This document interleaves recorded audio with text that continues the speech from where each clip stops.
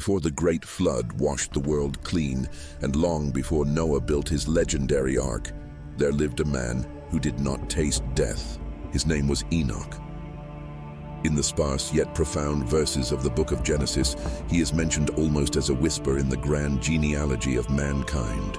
Seventh in the line from Adam, the scripture tells us that Enoch walked faithfully with God.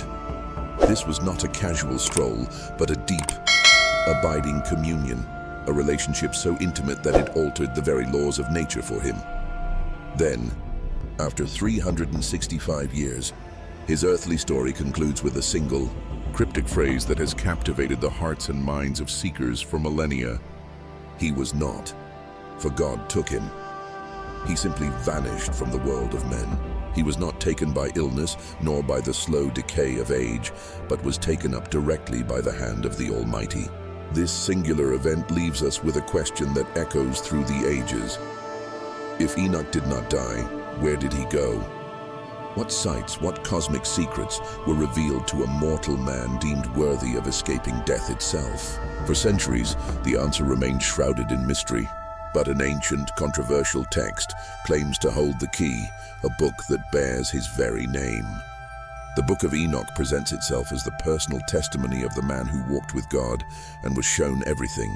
It promises a journey into the hidden architecture of creation, the celestial mechanics of the sun and stars, and a divine judgment prepared from before the foundations of the world. And this incredible saga begins not on earth, but in the highest heavens, with a rebellion that would forever stain the world below. The words of Enoch begin not with a story of his past, but with a message for a future he would never live to see. The text declares itself a blessing, a vision seen in the heavens, but its contents were not for his own generation, not for the men of the antediluvian world who walked beside him. Instead, the book proclaims, this revelation is for a distant generation which is to come. He speaks across the gulf of uncounted centuries, directly to those who would live in the final days, in the shadow of tribulation. The prophecy is for us. He is identified with great care as the seventh patriarch in the direct line from Adam. This is not a trivial detail. In ancient numerology, the number 7 signifies divine completion and perfection. It lends his words a sacred weight, a seal of authority. He is the culminating voice of the first age of humanity, and through him the heavens would speak of the final age. He tells us that he heard the voice not of an angel, but of the Holy Great One himself, an unmediated, unfiltered truth poured into the soul of a mortal man.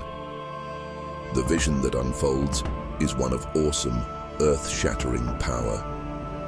Enoch sees the Holy One coming forth from his celestial dwelling, the eternal God treading upon the earth, upon Mount Sinai, appearing from his camp. This is not a subtle visitation, but a grand cosmic event. He is not coming to whisper counsel, but to execute judgment. Enoch sees him appearing in the strength of his might from the heaven of heavens, accompanied by 10,000s of his holy ones, a celestial army pouring into our reality. In the face of this divine arrival, creation itself recoils. The prophecy describes a world trembling in utter terror. The high mountains, he says, shall be shaken. They will fall and be dissolved. The hills will melt like wax before a flame. The earth itself will be ripped open, split apart, and all that is upon it shall be destroyed. This is a decreation, a violent unmaking of a world stained by sin. The imagery is visceral, absolute. It speaks of a power so immense that the very foundations of the physical world cannot endure its presence. And this judgment is aimed squarely at the wicked, the ungodly sinners. The prophecy is a sentence pronounced upon them for all their ungodly deeds which they have committed, and for all the harsh, arrogant words which they have spoken against him. It is a reckoning for both action and intention, for the rebellion of the hand and the rebellion of the heart. For these there is no hope, no peace. Their fate is sealed in the fire of this final day, but in the midst of this terrifying panorama of judgment, a beacon of hope shines through. The prophecy is also a promise. For the righteous, for the elect, this day is not one of terror, but of triumph. While the world quakes, a great light shall be given to them. There will be a blessing pronounced upon them, and for them there shall be peace and mercy. Joy and eternal life will be their portion. They will inherit the earth, and in their days sin will be no more. It is a portrait of a new beginning, a world scoured clean not only of wickedness, but of the very possibility of it. The final state is not just a return to Eden, but an elevation beyond it, a state of perpetual light and communion with God. This, then, is the grand opening declaration of Enoch's revelation. It establishes the ultimate trajectory of history, a collision course with divine judgment and ultimate restoration. It frames everything that is to follow: the cosmic secrets, the angelic rebellions, the journeys through the heavens. All of it serves to explain why this judgment is both necessary and just. It is the final answer to the problem of evil promised to a man who lived at the dawn of time. But what could have happened? What transgression could be so profound, so cosmically disruptive, that it would require the very fabric of creation to be torn asunder and remade? This prophecy of a far distant judgment was not delivered into a vacuum. It was a direct response to a terrible corruption that was, in Enoch's own time, just beginning to unfold. Crime not of man, but of angels, a heavenly rebellion that would soon spill onto the earth and poison the very bloodline of humanity. There is a boundary between the heavens and the earth, a sacred and luminous divide established by the Creator. It is the line that separates the eternal from the temporal, the spirit from the flesh. This is the story of those who chose to cross it. In the high courts of heaven, there existed an order of celestial beings, angels known as the Watchers. Their task, assigned from the beginning of days, was to look upon the burgeoning world of humanity, to guard it from afar, to observe its progress. They were the silent sentinels of a young creation, witnesses to the unfolding drama of mankind. From their divine vantage point, they saw the generations of Adam multiply and fill the earth, and they saw the daughters of men. The Book of Enoch tells us that as these angels gazed down, something shifted within their eternal hearts. They beheld a beauty they were never meant to desire.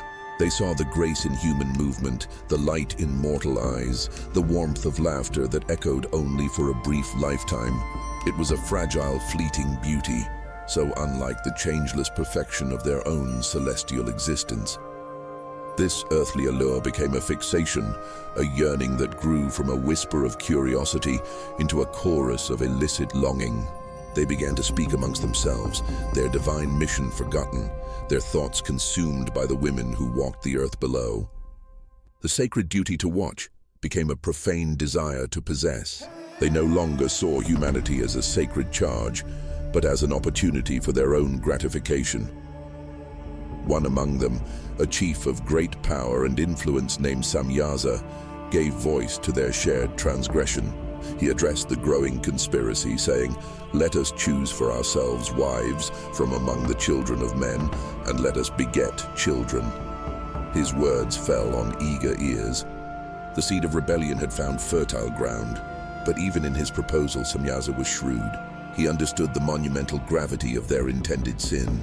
He knew the price of defying the Most High, and he feared facing that judgment alone. He looked upon his brethren and declared, "I fear you will not indeed agree to do this deed, and I alone shall have to pay the penalty for a great sin."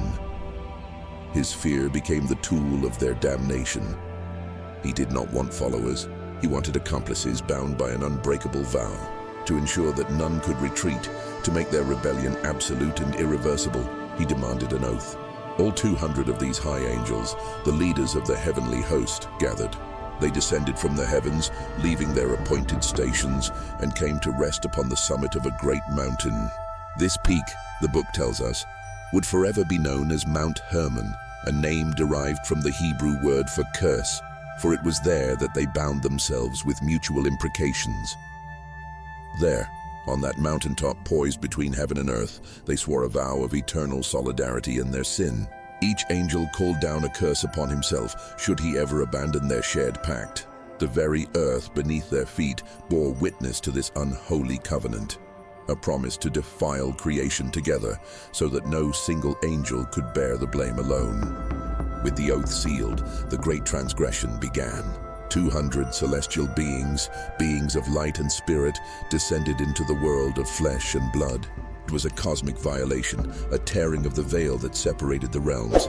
They forsook their heavenly habitation, abandoning the divine order for the passions of the earth. They came to the daughters of men, and they lay with them, teaching them the ways of seduction and vanity. This union was an abomination, a mingling of natures that were never meant to mix. It was an act that contaminated the human race at its very source and introduced a spiritual darkness that the world had never known. The guardians had become the defilers. The watchers had become predators. And this unholy alliance would not be barren. It would produce a new form of life, a breed of giants whose existence would scar the face of the earth and cry out to heaven for judgment. The first great sin had been committed, but the consequences were only just beginning to unfold. Every new dawn for humanity seems to promise a brighter future. But what if that light was not the warmth of the sun, but the glimmer of a poisoned chalice? The Watchers did not simply descend to indulge their lust. They came bearing gifts. They came to be teachers, to accelerate the course of human history. But the knowledge they offered was a shortcut that led not to enlightenment, but to the abyss. The secrets they shared were not gentle streams of wisdom, but a torrential flood of celestial information humanity was never meant to possess, and for which it would pay a devastating price. It began with the leader of the rebellion, an angel named Azazel. He did not teach mankind how to till the soil or chart the stars for planting. Instead, he taught them the art of war. He revealed the secrets of the earth, not for industry, but for destruction. Men, who once fought with fists and stones, were now shown how to forge swords, how to craft knives, shields, and breastplates of shining, deadly metal. Azazel taught them to kill with an efficiency and artistry that was utterly alien to their nature. But his corruption was not limited to bloodshed. He also taught the daughters of men the art of deception, how to paint their eyelids with kohl, how to adorn themselves with bracelets and precious ornaments, and how to use the dyes of the earth to enhance their beauty and incite lust. He unlocked the secrets of sorcery and root cuttings, giving humanity power over the unseen world, a power they were spiritually unequipped to handle. Knowledge that was reserved for heaven was now being unleashed on earth, and it began to warp the very fabric of creation. From the unholy union of angel and mortal, a new race was born. They were not men, nor were they angels. The Book of Enoch calls them the giants. Genesis knows them as the Nephilim, the fallen ones. These were not merely tall men. They were titans walking the earth, beings of immense stature and supernatural strength. Their very existence was a violation, a monstrous testament to the angels' sin, a grotesque blending of the sacred and the profane. The earth itself seemed to groan under their colossal weight. For a time, humanity looked upon these powerful offspring with a mixture of awe and fear. They were the children of the gods, a new nobility ruling the primeval world. But these giants were born of a celestial hunger, and they possessed an appetite to match. It was a ravenous, insatiable hunger that could never be filled. At first, they consumed all the toil of men, the harvest from the fields, the cattle from the pastures, the wine from the vineyards. Humanity labored endlessly to feed their gigantic overlords, but it was never enough. The giants devoured everything. When the fields were barren and the livestock were gone, their hunger turned. They began to devour the wild beasts of the earth, the birds of the air, and the fish of the sea. They drank rivers dry and stripped forests bare. The world, once a paradise, was becoming a wasteland under their relentless consumption. And then, when all else was gone, the ultimate horror was unleashed. The giants turned their monstrous appetites upon humanity itself. The book describes a world consumed by terror, where men and women were hunted and devoured by their own gargantuan offspring. The sin of the Watchers had not just created a new race, it had birthed a cannibalistic plague upon the planet. Their lawlessness was absolute. They shed blood without remorse, taught by their angelic fathers that might makes right. Violence, once a tragic exception, became the unwritten law of the land. The teachings of Azazel, combined with the brutality of his children, seeped into the heart of every man and woman. The world was filled with wickedness, godlessness, and a profound echoing cry of despair. As the blood of the innocent stained the soil, that cry began to rise, ascending past the corrupted air and the dominion of the fallen angels, reaching for a heaven that seemed to have gone silent. But the ears of the Most High were not deaf to their suffering. Justice, though slow, was beginning to stir. How long can heaven remain silent when the earth itself begins to scream? From the blood-soaked soil of a corrupted world, a sound began to rise. It was not the sound of joyful worship or the quiet hum of creation living in harmony. It was a cry, a chorus of anguish woven from the threads of oppression, violence, and despair. The forbidden knowledge of the Watchers had not liberated humanity. It had shackled it. Men turned on one another with weapons of war forged from celestial secrets. The giants, the Nephilim, roamed the land with an insatiable hunger, consuming the labor of humanity and eventually humanity itself. The world, once a garden, was becoming a slaughterhouse, and its silent suffering echoed into the cosmos. This symphony of chaos did not go unheard. From the holy ramparts of heaven, 4 immense figures looked down. They were the sentinels of the Most High, the archangels whose very existence was a testament to divine order. Michael, the great prince and commander of the heavenly host. Uriel, the light of God, whose wisdom illuminated the deepest mysteries. Raphael, the healer, whose touch could mend both spirit and flesh. And Gabriel, the mighty messenger who brought forth the word of the Lord. They gazed upon the world of men, and what they saw was a creation groaning under the weight of a profound violation. They saw blood crying out from the ground, a testament to a covenant broken. The spirits and souls of the slain ascended as a single desperate plea, reaching the very gates of heaven, asking, "How long?" Together, they turned from their vigil and approached the throne of glory, the epicenter of all power and all justice. They came before the Holy One, the Lord of Spirits, not with a simple report, but with a divine indictment. They spoke as one, their voices carrying the weight of all the suffering they had witnessed. They declared how the fallen angel Azazel had taught humanity all unrighteousness, revealing the eternal secrets of heaven and leading mankind into corruption. They spoke of the other Watchers, who had taken human wives and defiled themselves, creating a lineage of giants who filled the earth with blood. They presented the case for the voiceless, for the souls of men whose lives had been stolen. They laid the blame squarely at the feet of the celestial rebels who had abandoned their posts and perverted their sacred duty. In moments of overwhelming injustice, have you ever wondered if your own cries for help reach beyond the sky into the very courts of heaven? The Book of Enoch assures us that they do, carried by angels to the very throne of God, and from that throne, a voice responded. It was a voice that had spoken worlds into existence, a voice that was both terrifying and righteous. The time for observation was over. The time for judgment had come. The Lord of all decreed a swift and inescapable sentence upon the leaders of the rebellion. He commanded the archangel Raphael to bind Azazel hand and foot, to cast him into the utter darkness of the desert, and to pile upon him jagged rocks until the great day of judgment, when he would be cast into the fire. To Gabriel, God gave the command to turn the monstrous offspring against each other, to incite the giants to a war of self-destruction, so they would perish by their own hands.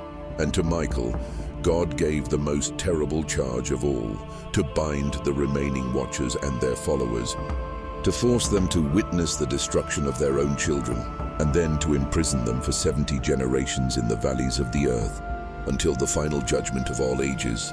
Justice, long slumbering, had finally awakened. But the sentence upon the angels was not enough. The world itself was stained too deeply with sin and violence. The corruption had seeped into the very soil, poisoning the heart of humanity. A simple punishment would not suffice. A cleansing was needed, and so the Most High revealed his ultimate plan to purify his creation. He would bring a deluge, a great flood of waters to cover the entire earth. A terrible and necessary baptism to wash away the giants, the wicked, and all the works of the fallen ones. Every trace of the forbidden knowledge, every drop of blood unjustly spilled, would be erased beneath a global sea. The decree was sealed. The cleansing waters were destined to fall. But in this act of immense destruction, there was also a seed of hope. God declared that he would preserve a righteous line, a single family through whom the earth could be repopulated in justice and in peace. But before the world could be washed anew, a message had to be delivered, a warning from God, carried by a mortal man to the very leaders of the fallen rebellion. What happens when a mortal man, a creature of dust and breath, is commanded to carry a message of judgment to beings of fire and spirit? This was the solemn task laid before Enoch, a burden and an honor that would forever separate him from the world he once knew. While chaos began its dark bloom upon the earth, Enoch was hidden. He was drawn away from the sight of men, dwelling in a state of communion so profound it bordered on the celestial. His companions were no longer his earthly kin, but the holy ones, the angels who had kept their glorious station, whose existence was a song of praise to the Most High. In this sacred seclusion, surrounded by beings of pure light, Enoch was being prepared for a mission that would send a tremor through both heaven and earth. A voice, not of thunder but of perfect, piercing clarity, spoke to him. It was a command that emanated from the throne of glory itself. He, Enoch, was to descend from his place of peace and seek out the fallen. He was to go to the watchers who had forsaken their heavenly home, who had bound themselves with oaths and chained themselves to the daughters of men. He was to be a prophet to the angels, a messenger from the God they had betrayed. He was to carry no weapon, no army, only the unyielding weight of divine truth. He was to speak to them of a judgment that was already written, a verdict from which there could be no appeal. This was not a negotiation. It was a proclamation. The days of their stolen pleasure were over, and an age of sorrow was about to begin. So Enoch went. He found the apostate leaders, Azazel and his brethren, not reveling in their power, but gathered in fear. Their divine sight allowed them to perceive the coming storm, and they were terrified. They were assembled, weeping in a place between Lebanon and Ceniza, their faces covered in shame and remorse. The fleeting thrill of their transgression had given way to the dawning eternal horror of its consequences. Into this gathering of cosmic despair walked Enoch, a man of righteousness. And he spoke the words given to him. He recounted their sin, how they had abandoned the high, holy and eternal heavens to defile themselves with women, teaching humanity arts of destruction and birthing a race of violent giants that devoured the goodness of the earth. He spoke of the cry of the innocent, a sound that had reached the very gates of heaven, demanding justice. The watchers trembled before him. All their celestial might, all their forbidden knowledge, was as nothing against the simple, authoritative truth spoken by this human. Their pride crumbled into dust. They could not lift their eyes to heaven, for they had willingly cast themselves out.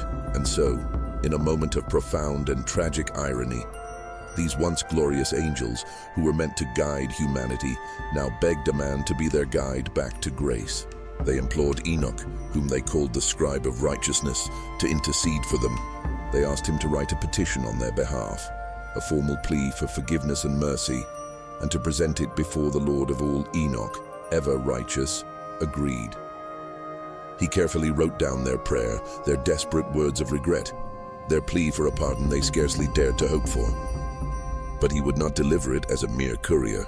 He traveled to the waters of Dan at the foot of Mount Hermon, the very mountain where they had sworn their fateful oath. There, sitting by the water, he read their petition aloud, and as he prayed, a deep sleep fell upon him. It was not the sleep of rest, but the gateway to a vision. His physical body remained, but his spirit was lifted. He was shown the heavens. Clouds carried him. Winds hastened him through starry expanses, until he was brought to the very dwelling place of the great glory. It was a house built of crystal, its floors paved with fire, its ceiling a tapestry of blazing stars, and within he saw a throne, impossibly high and glorious, appearing as shimmering hoarfrost, with a fiery river flowing from beneath it. And seated there was the great glory, a being of such majesty that no angel could look upon him directly. It was here, in this heart of all creation, that the final answer to the Watcher's petition was given. The voice of God declared that their plea was rejected. They had abandoned their spiritual, eternal home for a corruptible, earthly one. They were meant to be holy intercessors for mankind, not sinners in need of a human intercessor. Their doom was sealed. They would have neither peace nor forgiveness. only an eternal prison prepared for them and their monstrous offspring. Enoch awoke, the vision seared into his soul, the final, irrevocable judgment echoing in his mind. He now had to return to the fallen angels, not with a message of hope, but with the eternal sound of a heavenly door slammed shut. Yet this terrible duty was only the beginning of his journey. The Lord who had shown him this vision of judgment was about to pull back the curtain even further, revealing the very architecture of creation and the unfolding path of all history. There is a weight to a message that cannot be changed, a finality that chills the soul. And it was this burden, a verdict forged in the throne room of heaven, that the mortal man Enoch was now tasked to deliver. He had journeyed beyond the veil, seen the unseeable, and now he returned, no longer just a walker with God, but his chosen herald of judgment. He stood before beings who had once sung in the celestial choir, angels who had abandoned their glorious habitation for the daughters of men. They gathered before him, a congregation of the damned, their ethereal forms now shadowed by an earthly gravity, their faces etched with a desperate fading hope. They looked upon this man of flesh and blood, waiting for the echo of their petition, the answer to their plea for mercy. But Enoch's voice, when it came, carried not the softness of pardon, but the unyielding iron of a divine decree. He spoke to their leader, Azazel, and to all the watchers who had followed him into ruin. "You were in heaven," Enoch began, his words a somber reminder of all they had forsaken. "And though the eternal secrets were not yet revealed to you, you knew a worthless mystery. This you have taught to women, and through this mystery, women and men work much evil on earth." He was not just a messenger. He was a mirror, reflecting their own sin back at them with perfect clarity. The air grew heavy, thick with the silence of extinguished hope. Then came the sentence, each word a stone laid upon the grave of their celestial past. They would receive neither peace nor forgiveness. The Lord of Spirits had decreed that they would be bound, not with ropes or iron, but with the very substance of the earth itself. They were to be cast into the abyss, into the deep, dark places of the world, pinned beneath rock and shadow. There they would remain, in the utter blackness, shackled by divine power for an age of ages, 70 generations of mankind passing above their subterranean prison. Their punishment was not to be a swift end, but an eternity of confinement, a timeless waiting for a final, terrible day of judgment when they would be cast into the fire. Yet, this was not the cruelest cut of the verdict. The judgment was designed to strike them not only in their being, but in their hearts, for they had loved their children, the monstrous giants who now ravaged the earth. And God's decree was that they would be made to witness the complete and utter annihilation of their offspring. "You shall have no peace," the judgment continued, "for you shall see the destruction of your beloved children." They would not be allowed to turn away. From their dark prisons, they would be forced to watch as the Nephilim, the mighty ones they had sired in defiance, turned their insatiable violence upon one another. Brother would slay brother, and the earth would drink the blood of their progeny until none remained. Their legacy would be erased in a tide of fratricidal carnage, a self-consuming fire ignited by their own corrupt nature. Their plea for their children's lives, a plea Enoch had so faithfully carried, was answered with a vision of their slaughter. The door to heaven, once their home, was now sealed to them forever. Enoch's words confirmed the vision he had seen. Their petition was rejected. Their prayers would never again ascend to the throne of God. They were celestial exiles with no hope of return. In this moment, Enoch's role was solidified. He was more than a prophet. He was the scribe of righteousness, the mortal chosen to record the sins of immortal beings and pronounce their irreversible doom. He stood as a testament that faithfulness on earth could be elevated above rebellion in heaven. The sentence was passed upon the architects of corruption. The fate of the Watchers was sealed in the foundations of the world. But the earth they had poisoned, a world now teeming with violent spirits and drowning in blood, still remained. A judgment had been rendered for the cause of evil, but what of its effects? The cries of creation itself now demanded a final purifying answer, an answer that would come not with chains of darkness, but with a world-cleansing flood of water. Imagine being lifted beyond the veil of our world, not in spirit, but in body and soul. To have the firmament peeled back like a scroll, revealing not empty space, but the very architecture of creation. This was the journey that Enoch, the man who walked with God, was now commanded to take. He was swept up by the angels, not on a gentle current, but in a whirlwind of spiritual power that carried him beyond the familiar confines of the earth. His senses, accustomed to the sights and sounds of the mortal plane, were overwhelmed by a reality of breathtaking scale and terrifying order. His guides brought him first to the edges of existence, to the great storehouses from which God dispenses his will upon the world. Enoch saw the treasury of the winds, a place of immense invisible power, where every breeze, every gale, and every hurricane is kept in reserve, waiting for the command to be unleashed. He saw how they were measured and released, some to bring gentle rains and cool the land, others to carry the seeds of judgment. He stood at the four corners of the earth, seeing the very pillars that supported the vault of heaven above. It was a vision of a cosmos that was not a random accident, but a meticulously constructed palace with every element serving a divine purpose. He was shown the foundations from which all things grow, and the celestial portals through which the blessings of light and life pour forth. But this tour of cosmic mechanics was only a prelude. His angelic guide, the great Uriel, whose name means God is my light, led him to a place of profound and unsettling mystery. Before Enoch stood a sight that defied all earthly logic. He saw 7 stars, blazing with an intensity that dwarfed the sun. But they were not free. They were bound together, appearing like great burning mountains, writhing in a cosmic prison. They trembled and groaned, their light choked by invisible chains. To a man who knew the stars as symbols of divine order and constancy, this was a vision of chaos, a wound in the fabric of the heavens. Enoch, filled with awe and fear, asked his guide, "For what sin are they bound, and on what account have they been cast in hither?"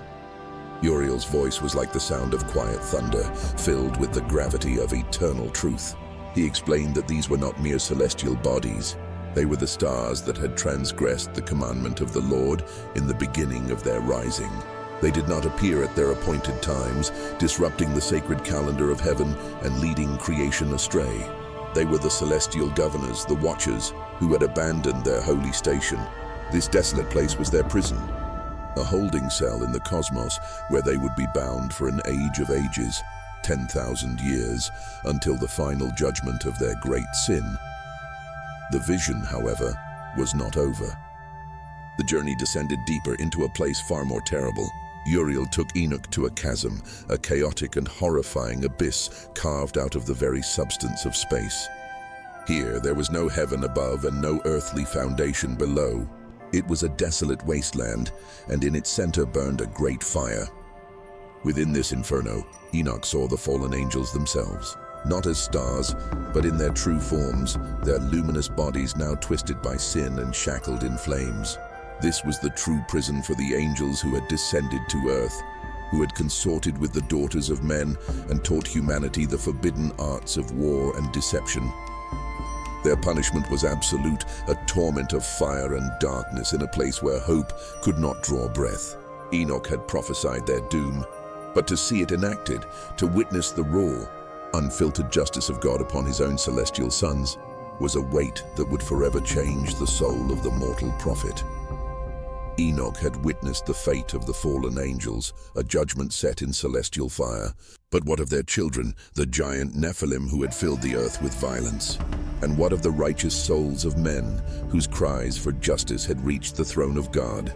His journey into the secret places of creation and of judgment had only just begun.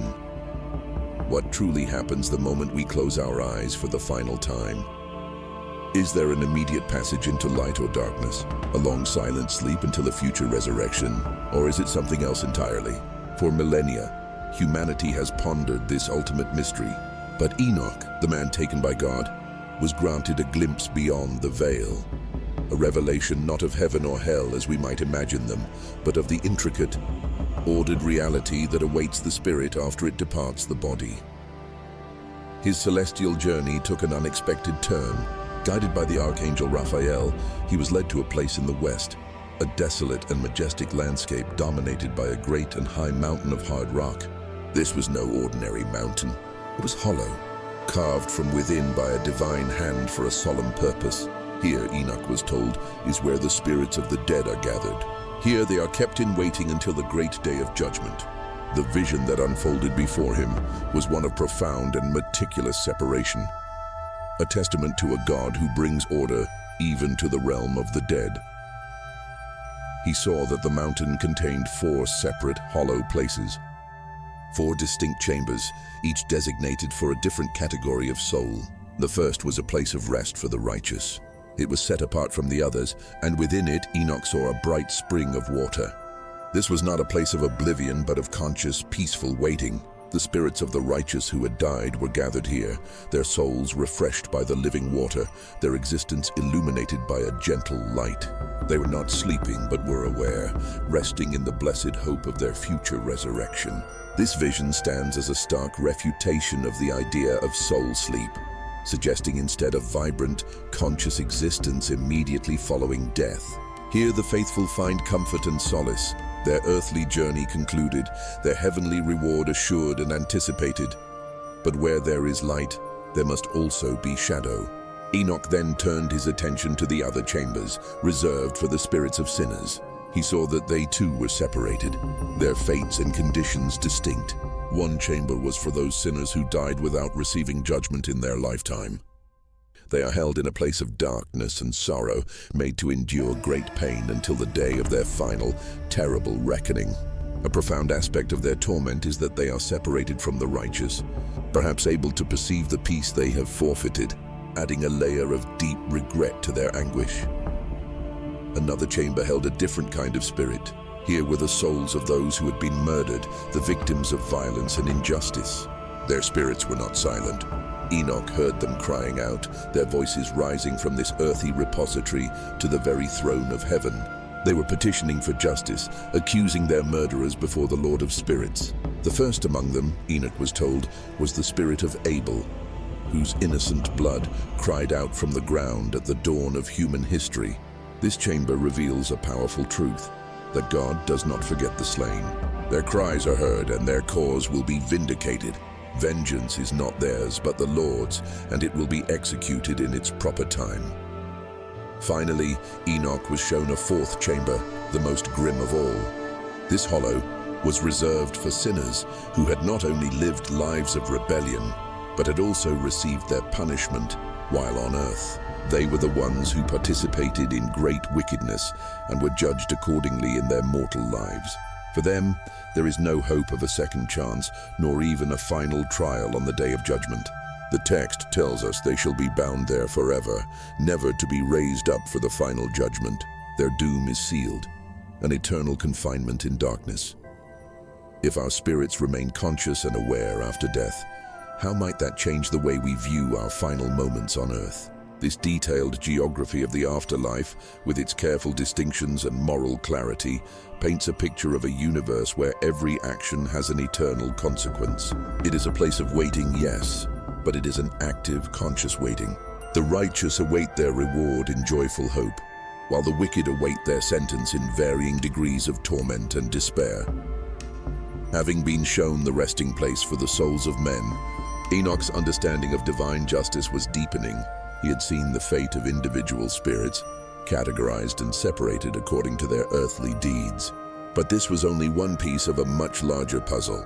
Soon, his angelic guides would pull back the curtain even further, revealing a judgment not just for humanity, but for the celestial beings who had first brought sin into the world, a cataclysm that would reshape the cosmos itself. From the shadowed valleys where the souls of men await their judgment, and from the fiery chasms that held the disgraced watchers, Enoch's journey continued. He was led away from the realms of darkness and consequence, his spirit guided by the holy angel Uriel across the face of a primordial world. His feet, or the essence of them, did not tire, for this was a pilgrimage of the soul, a divine expedition to the very heart of creation. He was being taken to the center of the earth, not its molten core, but its spiritual nucleus, a place hallowed and set apart from the beginning of time. As he drew near, the landscape transformed. Before him rose 7 mountains of indescribable splendor. These were not the common stone and soil of the mortal world. They were magnificent, perfect, and seemed to hum with a silent, holy energy. Enoch's vision was open to see their very substance. 3 of these glorious peaks were turned toward the east, stacked one upon another in perfect alignment. 3 more were turned toward the south, arranged in the same divine order. And in their midst, one mountain stood alone, rising above all the others, reaching toward the heavens like a natural spire aspiring to touch the throne of God. Its central peak was formed of a stone that shimmered like jacinth, while its summit was a sapphire so pure it mirrored the very firmament of heaven. The other mountains around it were fashioned from precious stones, one of fiery ruby, another of gleaming pearl, their slopes glittering under a light that was not of the sun. They surrounded the central peak like loyal courtiers attending their king. Enoch stared, overwhelmed by the majesty of this earthly throne room. He asked the angel, "What are these things I see? What is the purpose of this high mountain and these precious, beautiful stones?" Uriel, the angel of peace, turned to him, his voice a calm river of celestial knowledge. "These 7 mountains," he explained, "are part of a divine design. And this high peak in the center is the throne, where the Holy and Great One, the Lord of Glory, the Eternal King, will descend to visit the earth with goodness." It was a staggering revelation. This was not merely a beautiful place, it was a designated point of divine contact. A future meeting place between heaven and earth. But the wonders were not finished. Near this throne of God, Uriel directed Enoch's gaze to a tree. It was unlike any tree he had ever imagined. Its height was beyond measure, its form perfect. Its leaves were like a tapestry of deep, living green, and its blossoms released a fragrance that permeated the air for miles around, a scent of pure holiness and life. Its fruit hung in clusters, glorious to the eye, resembling the richest dates, yet surpassing them in beauty and allure. Overwhelmed, Enoch exclaimed, "How beautiful and fragrant is this tree, and how pleasing is its appearance." And the angel Michael, who was also with him, answered. He revealed the tree's true identity. This was the tree of life. Its intoxicating fragrance would enter the very bones of those who partook of it. Its fruit, he explained, would not be touched by any mortal flesh until the time of the great judgment. But after that day, after all the sorrows and retributions were complete, this fruit would be given as a gift to the righteous and the humble. Their lives would be transplanted to this holy place, and they would know joy and gladness forever in the presence of the Lord. The fruit of this tree would be the food of the elect, a final eternal reward for a life lived in faith. Imagine that for a moment. If you could smell the fragrance of that tree, a scent promising not just life, but life without pain, without sorrow, in eternal communion with God, what would that promise evoke in your soul? Would it be relief, a deep longing, or a sense of overwhelming peace? This sacred mountain, this future throne, this garden with its life-giving tree, it was a prophecy written into the very geography of the world. It was a hint of a future sanctuary, a new Jerusalem where God himself would dwell among his people. The curse of Eden would be reversed, and the tree of life, once guarded by cherubim and a flaming sword, would be freely offered to the faithful. Enoch had now seen the final destination promised to the righteous.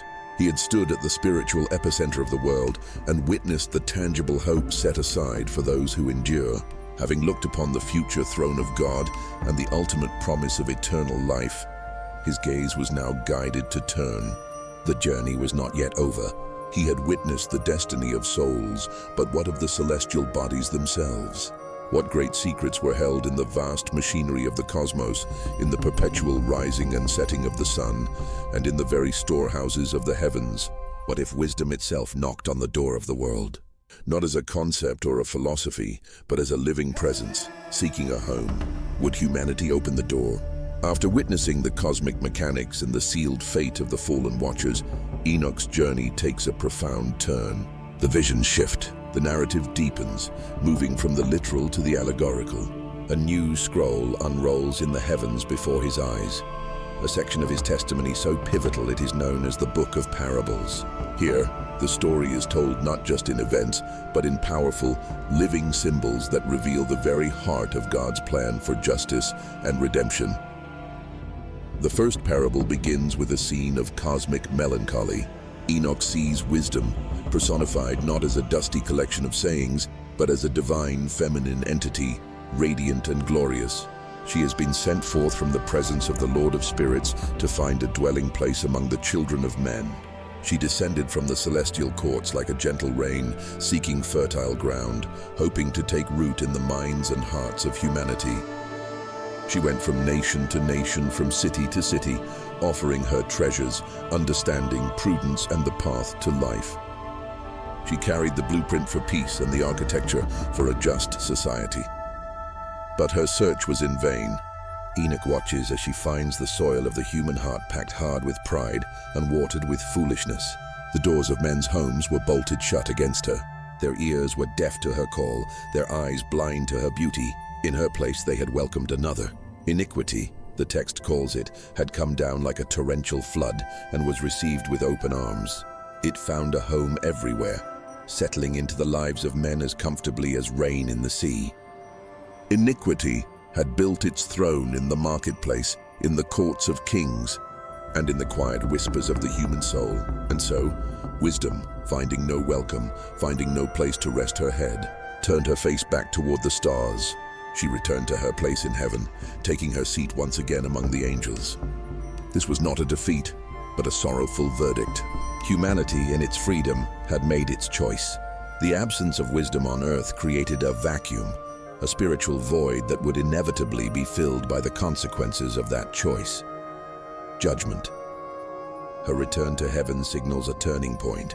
The world, having rejected the path of light, will now face the unshielded reality of divine justice. As the image of wisdom fades, Enoch's sight is lifted higher still. He is shown the future, a reality prepared for those who did not bolt their doors. He sees the dwellings of the righteous and the elect. These are not houses of wood and stone, but habitations woven from eternal light and peace. He sees the souls of those who loved righteousness, who rejected the ungodly kings of the earth, and who called upon the name of the Lord of Spirits. Their eternal homes are filled with a joy that has no end, a tranquility that cannot be disturbed. They dwell under the wings of the Lord of Spirits, and their lot has been prepared for them forever. It is a vision of profound hope, a promise that the suffering and faithfulness of the righteous on earth are not forgotten. But every promise of reward for the just carries with it a shadow, the promise of reckoning for the unjust. Enoch's vision then plummets from the heights of glory into the secret chambers where justice is forged. He is shown the angels of punishment. They are not depicted as demonic or monstrous figures, but as solemn agents of divine order. They are in a place of waiting, holding the instruments of judgment. Enoch sees them preparing immense chains of iron and bronze, fetters of unimaginable strength. He asks the angel accompanying him, "For whom are these chains being prepared?" And the answer is a chilling confirmation of all he has seen. They are for the hosts of Azazel, for the fallen angels and the wicked kings and the powerful of the earth who followed them into darkness. They will be cast into the abyss, into the valley of fire and torment, to be imprisoned for all eternity. Enoch is shown the very mechanics of divine retribution, revealing that God's judgment is not a chaotic burst of anger, but a deliberate, ordered, and inescapable process. The vision is stark, a heaven without wisdom, a glorious home for the righteous, and inescapable chains for the wicked. The scales are set. The tools of judgment are ready. Enoch has seen the what, the where, and the how, but a critical question hangs in the celestial air. Who? Who has the authority to preside over this ultimate separation of light and darkness? A throne is being prepared, and someone is coming to sit upon it. Amidst the thunder of celestial judgment and the sorrowful cries of a corrupted earth, one might ask, where is the hope? After witnessing the rebellion of angels and the dark abyss prepared for them, Enoch's journey now turns from the consequence of sin to the architect of salvation. His guide, an angel of profound wisdom, directs his gaze toward the very throne of the Almighty. a figure known only as the Head of Days. And there, beside that ancient, unapproachable light, Enoch beholds a vision that will redefine the destiny of the righteous forever. He sees another being. In this realm of fiery seraphim and wheels of living spirit, the sight is almost jarring in its familiarity. This one has a countenance like a man, a face full of grace, peace, and quiet strength. It is not the face of a terrestrial king, marked by the anxieties of power, but the face of perfected humanity, radiant with divine favor. Enoch, overwhelmed by the sight, turns to the angel beside him and asks who this is, from whence he comes, and why he sits with the Head of Days. The angel's reply is a revelation that shakes the foundations of Enoch's understanding. He is told, "This is the Son of Man, who has righteousness, with whom righteousness dwells, and who will reveal all the treasures of that which is hidden."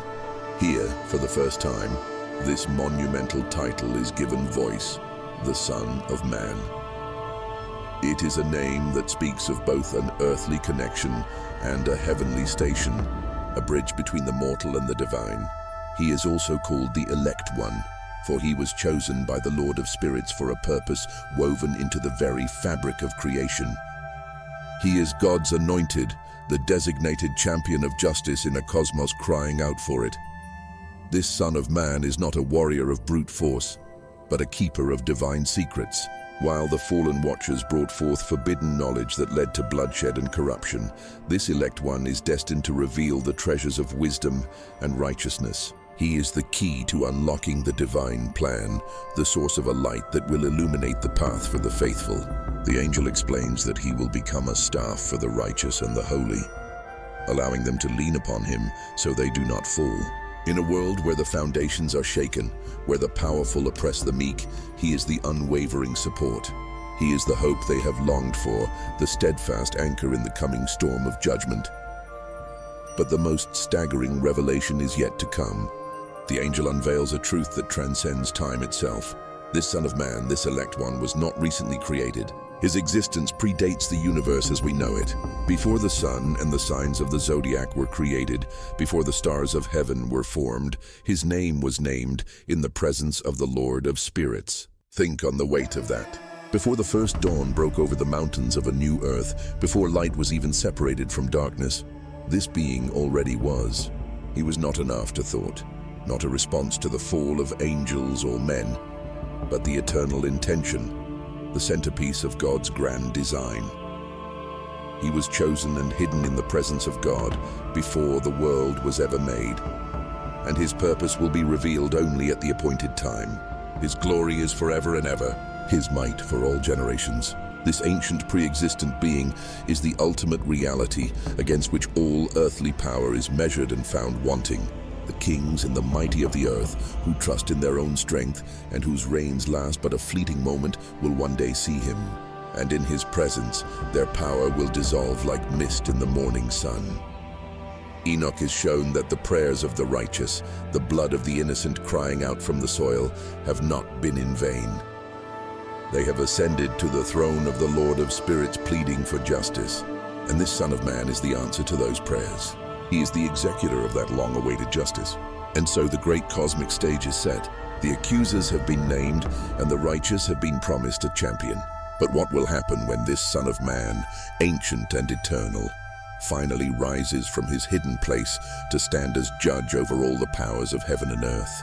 For every king who has ever worn a crown, for every ruler who has ever wielded a scepter of power, a day of reckoning is foretold.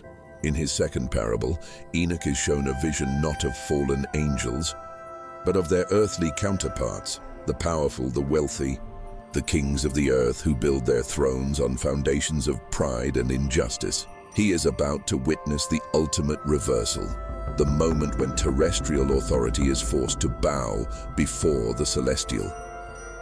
In his vision, Enoch sees them in their splendor, draped in fine linen and surrounded by gold.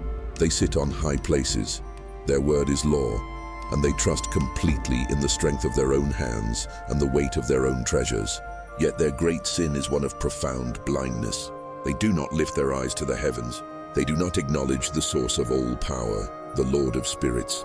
They deny his name and persecute those who call upon it, the righteous and the holy, whose prayers have been ascending like incense before the throne of glory.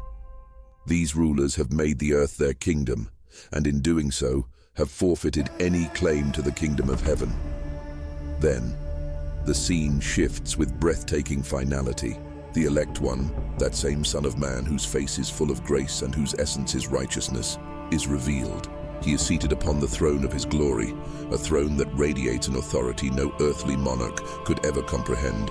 And on that day, a great and terrible change will come over the kings and the mighty.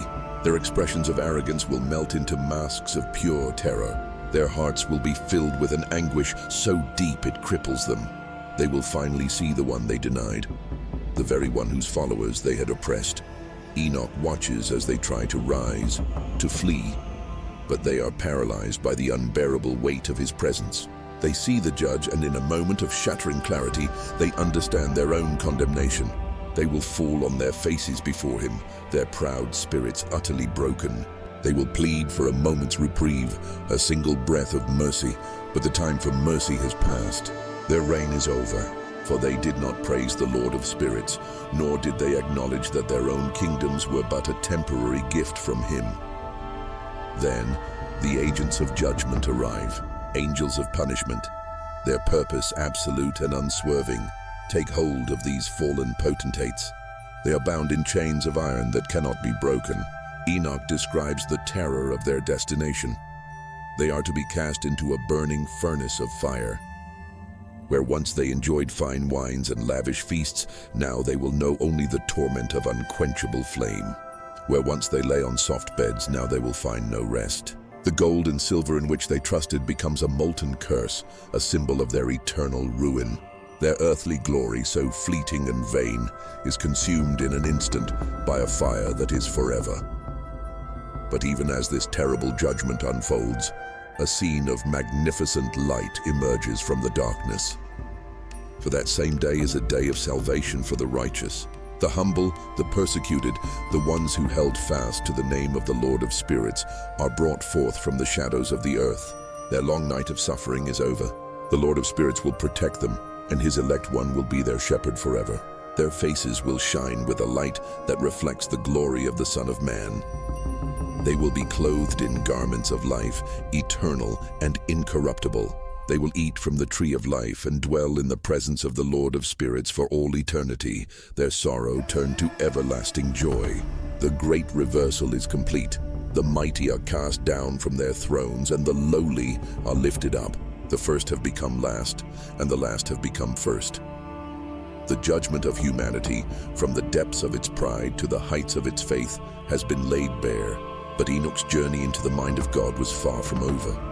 Having witnessed the ultimate fate of angels and men, he would now be shown the secrets not of divine justice, but of divine order, the very mechanics of creation itself.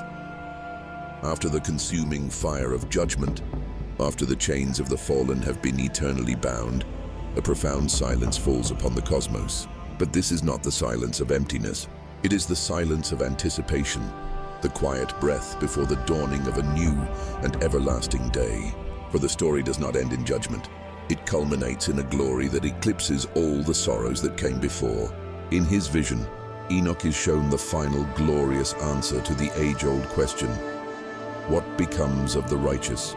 The answer begins in the soil of the earth, in the quiet resting places of those who slept in hope. Enoch sees the earth itself being commanded to give back what was entrusted to it. Sheol, the realm of the dead, will open its gates not for judgment, but for liberation. The grave will yield its treasure. From the dust of ages a stirring begins. Those who lived their lives in faithfulness, who endured persecution, who held to the name of the Holy One when the world turned to darkness, they shall arise. Not as pale phantoms or weary spirits, but in a resurrection of unimaginable power and life. Their sleep is ended, and their waking is into the very presence of God. But this is not merely a return to the life they once knew. It is a transformation. Enoch watches, awestruck, as the righteous are clothed in new forms. The perishable gives way to the imperishable. The mortal is swallowed up by immortality. He describes them being given garments of glory and garments of life. These are not woven from any earthly thread. They are robes of pure light, vestments of honor bestowed by the Lord of Spirits himself. Every tear they shed in their earthly life is now a jewel in their crown. Every moment of faithfulness is a thread of gold in their new attire. They will shine, not with a reflected light, but with a brilliance that emanates from within, for they are now made like the one they worship. And at the center of this redeemed and glorified host stands the figure of all their hopes, the Son of Man. The one who sat upon the throne of judgment now walks among his people. The vision is one of stunning intimacy. Enoch declares that the elect one will dwell over them and with them. They will eat with him, lie down with him, and rise up with him forever and ever. The chasm that sin created between humanity and God is gone, bridged forever by the Son of Man. He is not a distant king ruling from a remote palace, but a constant, loving presence. Their joy is made complete in this unending fellowship, a communion deeper than any Enoch himself experienced when he walked with God on the old earth. This glorious transformation extends beyond the people themselves, touching the very fabric of creation. The first heaven passes away and a new heaven appears. The first earth, stained by the blood of Abel and corrupted by the sins of the fallen angels, is also made new. It is a world remade in the image of its creator, a place of perfect peace, purity, and light. Enoch sees that the light itself is transformed, that the righteous will walk in an eternal, magnificent light, and there will be no end to their days. The sun and moon, the stars in their courses, the entire cosmos is renewed and joins in the chorus of praise. In this new creation, righteousness is the law of the land, and peace is the air they breathe. There will be no more sorrow, no more crying, no more pain. Sin will be an ancient memory, a vanquished foe whose power is broken forever. The saints, once scattered and afflicted, will inherit this eternal kingdom. Their days measured not by the turning of the sun, but by the endless joy of being in the presence of the Lord of Spirits. This, Enoch sees, is the final and ultimate promise. It is the destination toward which all of history, with its long and often painful story, has been moving. With this breathtaking vision of the end of all things, the final judgment and the eternal reward, the great prophetic journey of Enoch reaches its climax. The destiny of both angels and men has been laid bare, but Enoch's account is not yet finished. Before his story concludes, he is drawn back from the end of time to the intricate workings of the present, to the very mechanics of the heavens. He is about to be shown the divine engineering of the cosmos itself, the secret paths of the sun, the moon, and the stars. What becomes of earthly power when it defies the authority of heaven? Where do the mighty go when their thrones crumble to dust and their reigns are but a forgotten memory? Enoch, having been shown the serene waiting places of the righteous, is now guided to a vision of its terrifying opposite. His journey takes him to a deep and desolate part of the earth, a place that feels like a scar upon creation itself. Before him opens a chasm, a valley of immense and dreadful proportions. But this is no ordinary canyon carved by water and time. From its depths, a furious and living fire rages, pillars of flame clawing at the stone walls as if trying to escape their eternal prison. The air is thick with the heat of 1 billion furnaces, and a low, groaning sound echoes from the abyss, the sound of ages of torment. Enoch turns to his angelic guide, his heart heavy with a holy dread, and asks what this accursed place is. The angel's reply is solemn, a pronouncement of a justice that does not bend. This valley, this inferno, is being prepared for the kings and the mighty of the earth. It is the destination for all those who were given stewardship over nations, who held the power of life and death, but who used that power to deny the Lord of Spirits. They who sat on gilded thrones and called themselves gods will be brought low, cast into this fiery abyss. Their sin was not simply in their wealth or their authority, but in their rebellion. They saw the signs of God in the heavens and the miracles on earth, yet they hardened their hearts. They oppressed the righteous, they persecuted the followers of the Most High, and they led their people into idolatry and ruin. For them, this place is a final, terrible reckoning, a crucible where their temporal arrogance is consumed by eternal fire. But as Enoch gazes deeper into the churning flames, the angel reveals another layer to this place of judgment, a purpose far older and more profound. This valley is not only for the corrupt rulers of men, it is the designated prison for the very first rebels, the architects of mankind's deepest sorrows, the fallen watchers. The same celestial beings who abandoned their heavenly posts, who descended to Mount Hermon and unleashed forbidden knowledge and monstrous offspring upon the world, are destined for this fiery chasm. Theirs was a betrayal that stained both heaven and earth, a cosmic treason that required a cosmic punishment. Here, in this burning gorge, their sentence will be carried out. Then Enoch is shown a sight that chills him to the bone. Within the searing heat of the valley, amid the rivers of liquid fire, other angels are at work.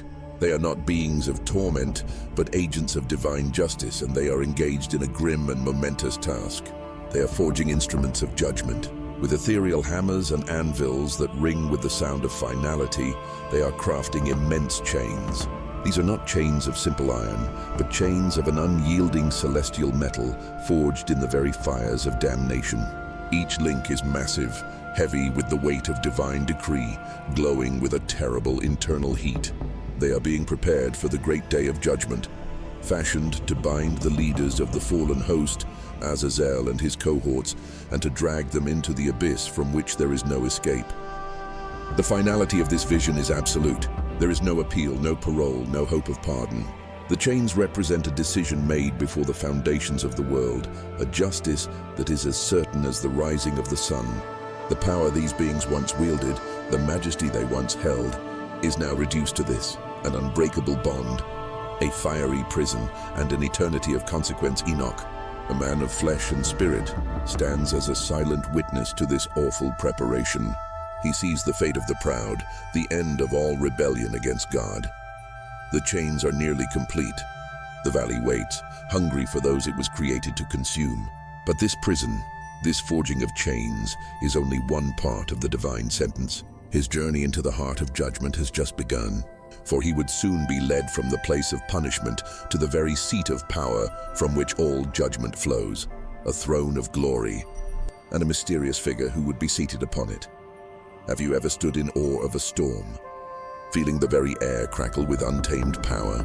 Have you watched lightning tear across a black sky and listened as the thunder answered with a voice that shook the foundations of the earth? We see these as forces of nature, but to Enoch, in the culmination of his visions, they were revealed as something more. They were cosmic secrets, bound by divine law, unveiled in the grand and final revelation known as the third parable. His heavenly journey now takes him deeper than ever before, past the orbits of the stars and into the very engine room of creation. The angel guides him to the celestial storehouses, chambers where the raw elements of the world are held in perfect balance. He is shown the treasury of the thunder, and he learns a profound truth. Lightning and thunder are not born together. They are kept in separate chambers, united only by a shared spirit of obedience. The lightning is released first, a silent, brilliant servant. The thunder follows, its mighty voice held back for a moment, lest its sound overwhelm the inhabitants of the earth with terror. They never part, moving in perfect accord, for they serve the same divine command. Enoch then sees the spirits of the deep, the frost, the hail, and the mist. He learns that these are not random occurrences of weather, but conscious energies, each with its own purpose and place. The spirit of the sea is described as a force both masculine and strong, whose power is reined in by the might of God, lest it overwhelm the land. Each element, from the gentlest dew to the most violent gale, operates not by chance, but by a holy and unbreakable ordinance. In this cosmic symphony, every note is precise, every instrument playing its part in the magnificent and sometimes terrifying music of creation. The vision then lifts Enoch's eyes once more to the heavens, to the great lights that rule the day and the night. He is shown the secret of their splendor. He learns that the light of the sun is 7 times more brilliant than that of the moon, yet they are inseparable in their ordained journey. They enter and exit through the great celestial gates, never deviating from their path, never boasting, never resting beyond their appointed time. They are symbols of perfect faithfulness, a silent burning sermon written across the sky, a stark contrast to the rebellion of the angels and the waywardness of men. And here, the parable turns. Having laid bare the unshakable order of the cosmos, it now reveals the unshakable moral order that underpins it. For just as the sun and moon have their appointed paths, so too do the righteous and the wicked. A great division is shown to Enoch. He sees the blessed, the chosen ones, whose names are written before the Lord of spirits. They are promised an inheritance of light. They will be clothed in garments of life, and their destiny is to walk with the Son of Man in a world without shadow forever. Their joy will be like the sun, their hope without end. But for the powerful of the earth, the kings and the mighty who put their faith in fleeting riches and trusted in their own strength, a different fate is foretold. They will look upon the glory of the Son of Man, seated upon the throne of judgment, and they will be struck with terror. They will see the one they denied, the righteous judge whose authority they mocked. In that day, their earthly power will be less than a whisper in a hurricane. The vision culminates in a terrifying, apocalyptic scene.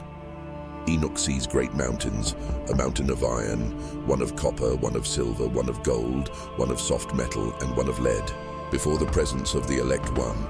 These mountains, the very symbols of earthly wealth and dominion, become as fragile as honeycomb before a fire. They melt like wax, streaming away into nothingness. This is the final fiery judgment, where all that mankind values, all its power, all its empires, all its hoarded treasure, is consumed and proven worthless. In the face of divine righteousness, the foundations of the world are undone, and all that is built on pride and injustice is utterly destroyed. The parable declares that in the end, neither silver nor gold will save them. They will perish, their earthly glory vanishing like smoke. The vision of the melting mountains fades, leaving an indelible mark upon Enoch's soul. He has seen the ordering of the cosmos, the destiny of the righteous, and the terrible finality of judgment. The great parables have concluded. But what of the man who saw it all? After witnessing the end of all things, what could possibly be next for the prophet himself? His journey, it seems, is far from over. In the intricate dance of the cosmos, where every star holds its course and every tide knows its boundary, we often look for a law, a force, a scientific principle.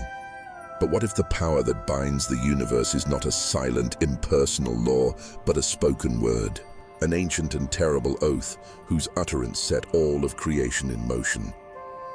As Enoch journeyed through the celestial realms, having witnessed the storehouses of wind and the foundations of the earth, he was brought to a place of deeper understanding. The angel guiding him began to unveil not just the mechanics of the heavens, but the very engine that drives them. He was to be told a secret name, a mystery entrusted to the great archangel Michael. This was not merely a name to be pronounced, but a living force, an oath by which heaven and earth were established and are eternally sustained. By this oath, the angel explained, the sea was created, and by its power, a boundary was set for the proud and thunderous waves, a command they dare not transgress for all eternity. Imagine the raw power of the ocean, a force that can carve continents and swallow ships, held in check by the memory of a single spoken word. This oath is the invisible shore, the divine command that says thus far and no farther. It is a promise that underpins the stability of our world. By this same oath, the heavens were made firm, suspended in the void. The sun and the moon, those great celestial timekeepers, follow their appointed paths without fail. Their circuits are not a matter of cold physics alone, but a sacred duty, a faithful obedience to the power of this name. It ensures the sun brings the day and the moon governs the night, maintaining the rhythm of life and the passage of seasons. The stars, the planets, and all the heavenly hosts are held in their orbits by its strength. Their light, their movement, their very existence are bound to this primordial promise. The power of this single oath is the cosmic sinew that holds all things together, preventing the universe from collapsing back into chaos. And here, in this profound revelation, lies the deepest transgression of the fallen angels, for they too knew the power of oaths. The leader of the Watchers, Semjaza, had bound his co-conspirators by a mutual curse, an oath of rebellion. But the knowledge they brought to mankind was a dark and twisted reflection of the true creative power. They taught humanity the art of swearing oaths not to build but to deceive, not to create but to destroy. They revealed the secrets of binding spells, of crafting weapons, of invoking lesser powers for selfish gain. They took a sacred principle, that words have power and promises have weight, and they poisoned it. They introduced a counterfeit power into the world, leading humanity astray. Men and women began to trust in curses and incantations, in the power of their own deceitful words, rather than the one creative word that gave them life. The fallen angels revealed secrets, but they were the secrets of the shadow, not the light. They gave humanity a tool, but a tool that would ultimately be used to break the world and to break themselves. Enoch now understood. The judgment against the Watchers was not merely for their lust or their forbidden teachings. It was for this fundamental betrayal. They had witnessed the glorious oath that sustains all life, and they chose to traffic in corrupted words that bring only death. Their sentence was sealed because they knew the sanctity of a divine promise and willfully chose to profane its nature. They tried to usurp the power of the Creator by distributing a flawed and deadly imitation. The stability of creation rests upon a foundation of absolute fidelity. The rebellion of the Watchers was an assault on that very foundation. With the secret of creation's stability laid bare, Enoch was prepared to understand the terrible necessity of its judgment. He had seen the power that holds the stars in place. Now he would be shown the power that would be unleashed to cleanse the earth of all that defied it, and the final, inescapable fate of the monstrous giants who still roamed the world below. What happens when a man's journey on earth is complete? For most, it is an end marked by a final breath. But for Enoch, the man who walked in perfect communion with his Creator, the end of his earthly path was merely the threshold to an unimaginable beginning. His time as a mortal witness, a guided tourist through the secret places of heaven and earth, was over. Now he was being called home, not to a peaceful rest, but to a radical, eternal transformation. The final ascent began not with a quiet whisper, but with a storm of glory. A great whirlwind, a vortex of celestial energy, descended from the heavens and enveloped him. It was a chariot, not of wood and bronze, but of living, breathing fire, pulled by steeds that were themselves currents of divine power. As this heavenly vehicle lifted him from the ground, the world he had known for 365 years, the familiar hills, the faces of his family, the very air he breathed, receded into a distant memory. He was passing through the veil that separates time from eternity, shedding the last vestiges of his mortal fragility as he rose through the cosmic spheres he had once only observed. The angels who had been his guides now bowed in reverence. His tour was over. His enthronement was about to begin. The chariot of fire did not stop in the lower heavens or the celestial palaces he had visited before. It ascended to a place of ultimate reality, a realm of unbearable light and sound, approaching the very throne of the Ancient of Days, the Lord of Spirits. Here the air itself hummed with a holiness so potent it would annihilate any impure thing. Myriads upon myriads of angels, the cherubim, seraphim, and ophanim who never sleep, encircled the throne, their eternal chorus of Holy, Holy, Holy, the foundational rhythm of all creation. And in the center of this infinite glory sat the fount of all being, whose face could not be seen, for it was a source of light so profound that it was its own veil. It was into this sanctum, this heart of all existence, that Enoch, the man from a fallen world, was brought. The heavenly host turned their gaze upon him. The angel accompanying him presented him before the throne, and a question rippled through the celestial court. Who is this Son of Man, born of a woman who has been permitted to see the secrets of our eternal dwelling? It was a question not of accusation, but of profound wonder. And the answer came not from an angel, but from the Lord of Spirits himself. A voice that was both the sound of many waters and the most intimate silence spoke, and its words redefined Enoch's entire existence. The Ancient of Days revealed that this figure standing before them was not merely a righteous visitor. He was the one spoken of in celestial whispers since before the sun and stars were hung in the void. He was the chosen one, the Son of Man, whose name was named in the presence of the Lord of Spirits before the creation of the world. He was the one who had been hidden, destined to be a light to the nations and the hope of those who are troubled of heart. He was the staff of the righteous, the one upon whom they would lean and not fall. All who dwell on the earth, the kings and the mighty, would fall down and worship before him, for his dominion was an everlasting dominion.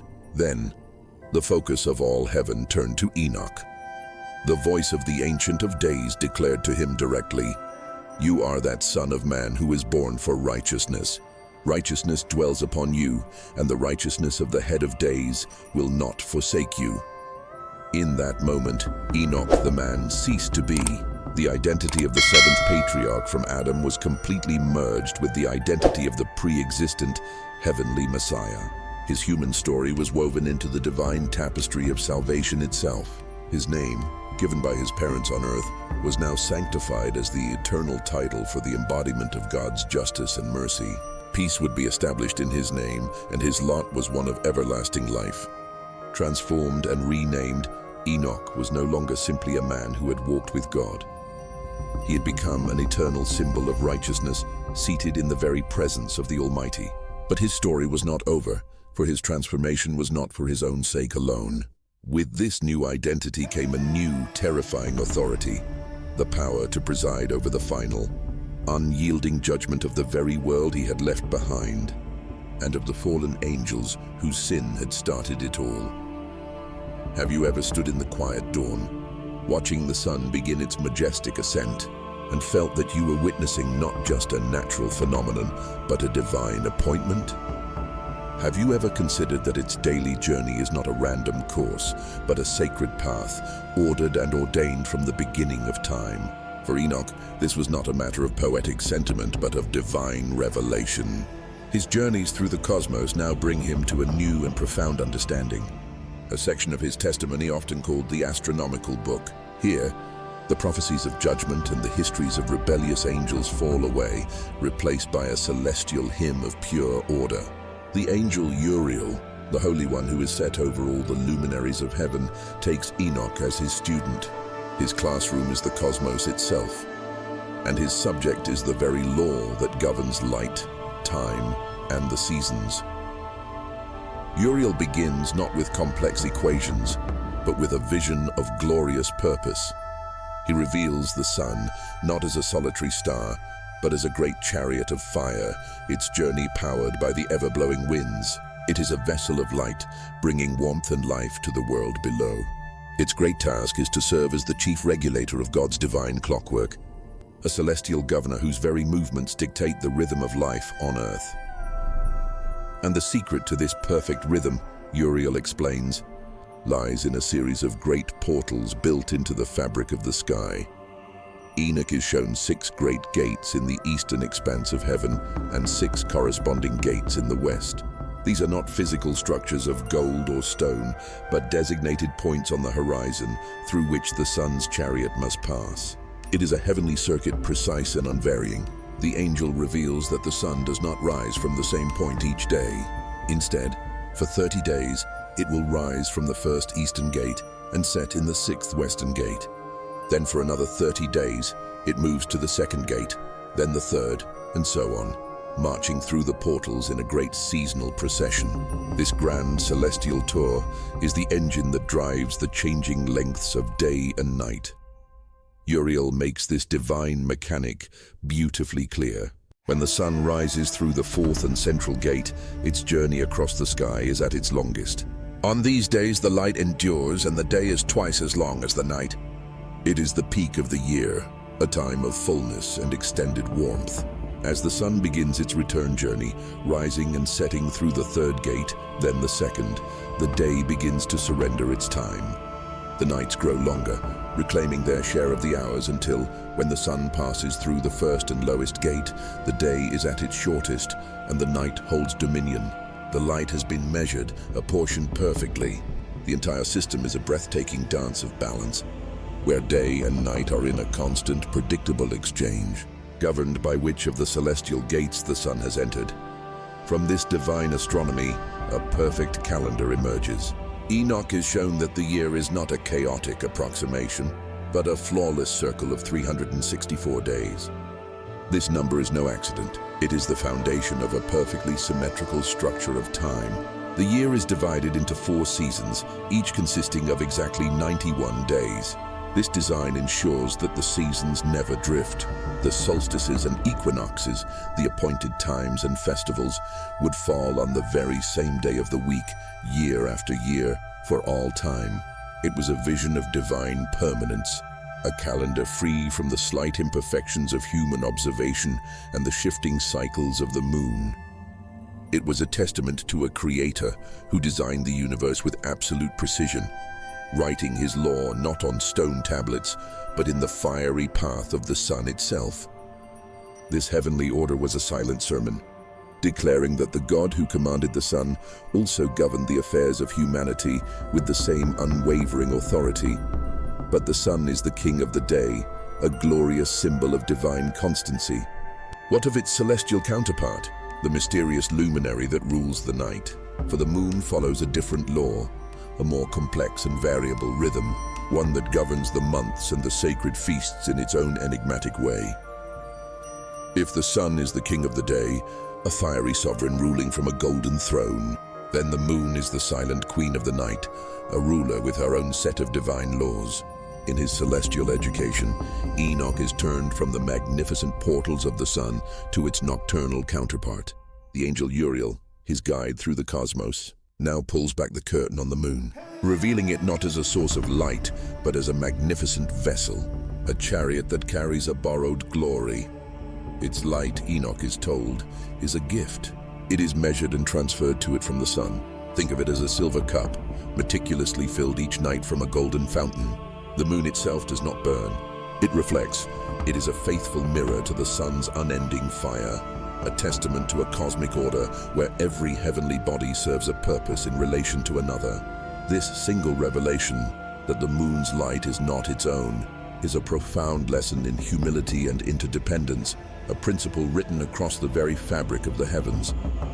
God's design is not one of isolated powers, but of a grand, interconnected system where even the great lights of heaven depend on one another. Uriel then explains the intricate mechanics of its phases, a process described with the precision of a divine clockmaker. The angel describes how, when the moon first appears, it is a sliver of illumination, a faint promise in the twilight sky. For 14 consecutive days, more light is poured into it from the sun, and its face grows fuller, its surface area of brightness expanding until it stands in the sky as a perfect, glowing orb, full and opposite the sun, reigning in the middle of its month. Then, just as methodically, the process reverses.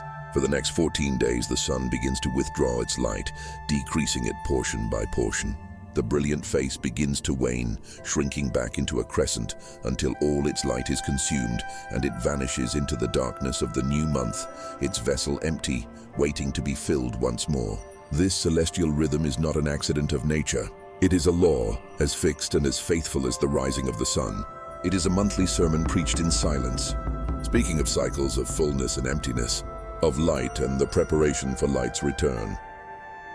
But here, Enoch is shown a critical distinction, a celestial calculation that has profound implications for humanity below.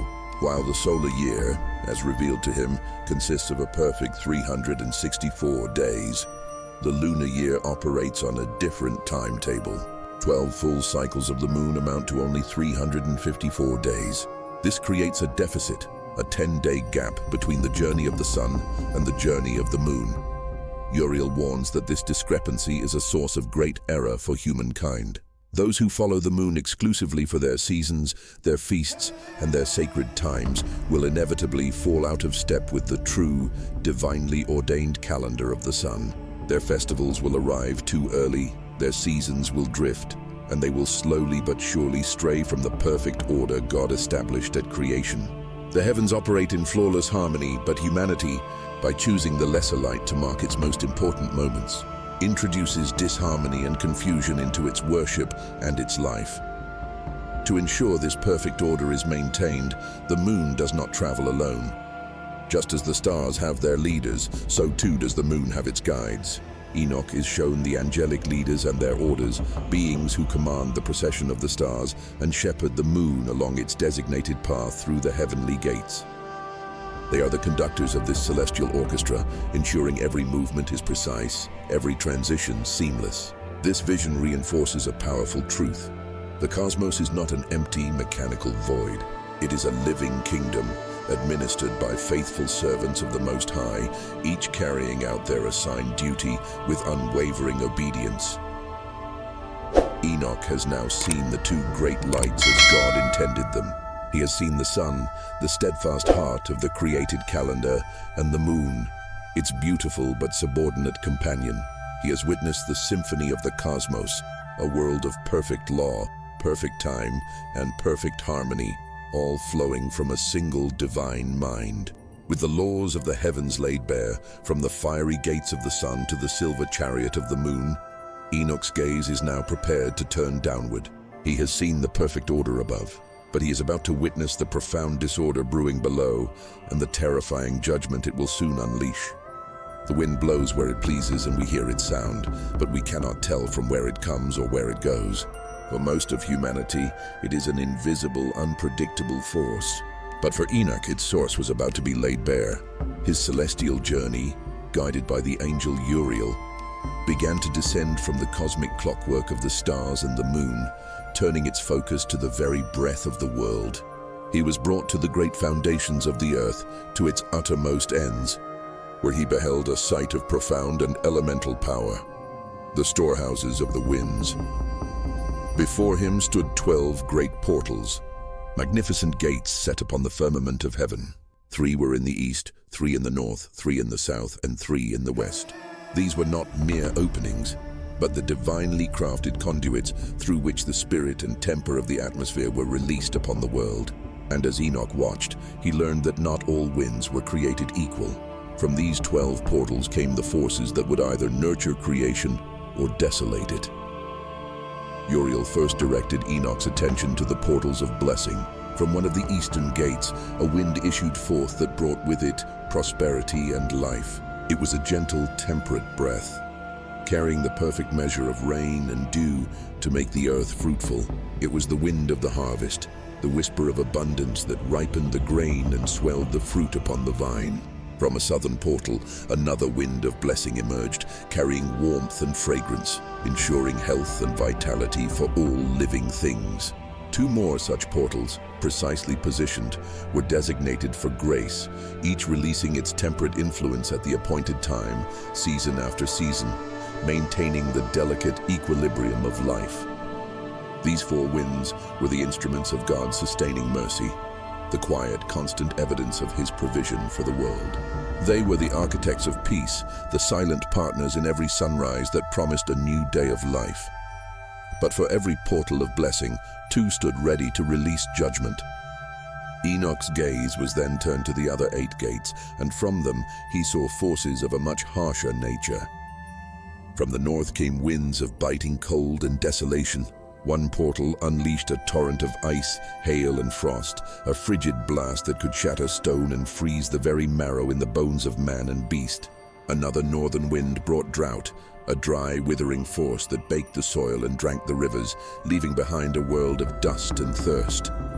The winds of the east and west held their own terrors. Some carried scorching heat, locusts, and pestilence. Others brought violent tempests and suffocating storms that could tear the works of man from their foundations. These were the winds of wrath, the agents of divine correction. They were not chaotic but precise, not random but released according to a righteous and often terrifying cosmic justice. Enoch understood then that the very air we breathe is balanced on a knife's edge, capable of delivering either the tender kiss of life or the swift sentence of ruin. His vision then expanded beyond the heavens, beyond the portals of the wind, to the physical structure of the earth itself. He was shown a divine geography, a map of creation as seen from the eyes of the Almighty. He beheld 7 great mountains rising from the earth like colossal jewels. These were not the common stone and soil of the world he knew, but were fashioned from jacinth and sardius, from pearl and fine gold. They shimmered with an inner light, representing the unshakable pillars upon which the world was established.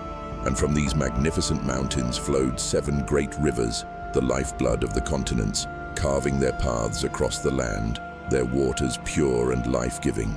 Finally, his sight was carried over the vast oceans to 7 great islands, set in the far reaches of the sea, each a world unto itself. This was the earth in its ideal form, ordered, majestic, and sustained by a perfect system of mountains, rivers, and benevolent winds. Enoch was seeing the blueprint of the world, a testament to a creator who designed all things with purpose and astonishing beauty. He had now witnessed the mechanics of the heavens and the foundational structure of the earth. He had seen the sources of light and darkness, of blessing and judgment. But this grand tour of the physical creation was only a prelude. Having witnessed the magnificent architecture of the world of the living, Enoch's gaze was about to be turned toward a place of shadows, a realm prepared not for the body, but for the soul. His journey into the secrets of the cosmos was now leading him to the very gates of the underworld. What if the sun, our steadfast companion, began to keep its own counsel, rising late and setting early? What if the moon, the silent governess of the tides and the keeper of months, refused to show her face on the appointed night? For us, these are the rhythms of life, the unshakable certainties upon which we build our calendars, our harvests, our very understanding of time. But Enoch, guided by the archangel Uriel, was about to learn that even this divine clockwork was not immune to the corrosion of sin. Having been shown the glorious and intricate dance of the cosmos, the perfect circuits of the sun, the precise phases of the moon, and the unwavering paths of the stars, Enoch had witnessed the very signature of God written across the heavens. This was a symphony of perfect order, a testament to a creation functioning exactly as its creator intended. But as this vision of celestial harmony concluded, Uriel's demeanor grew solemn.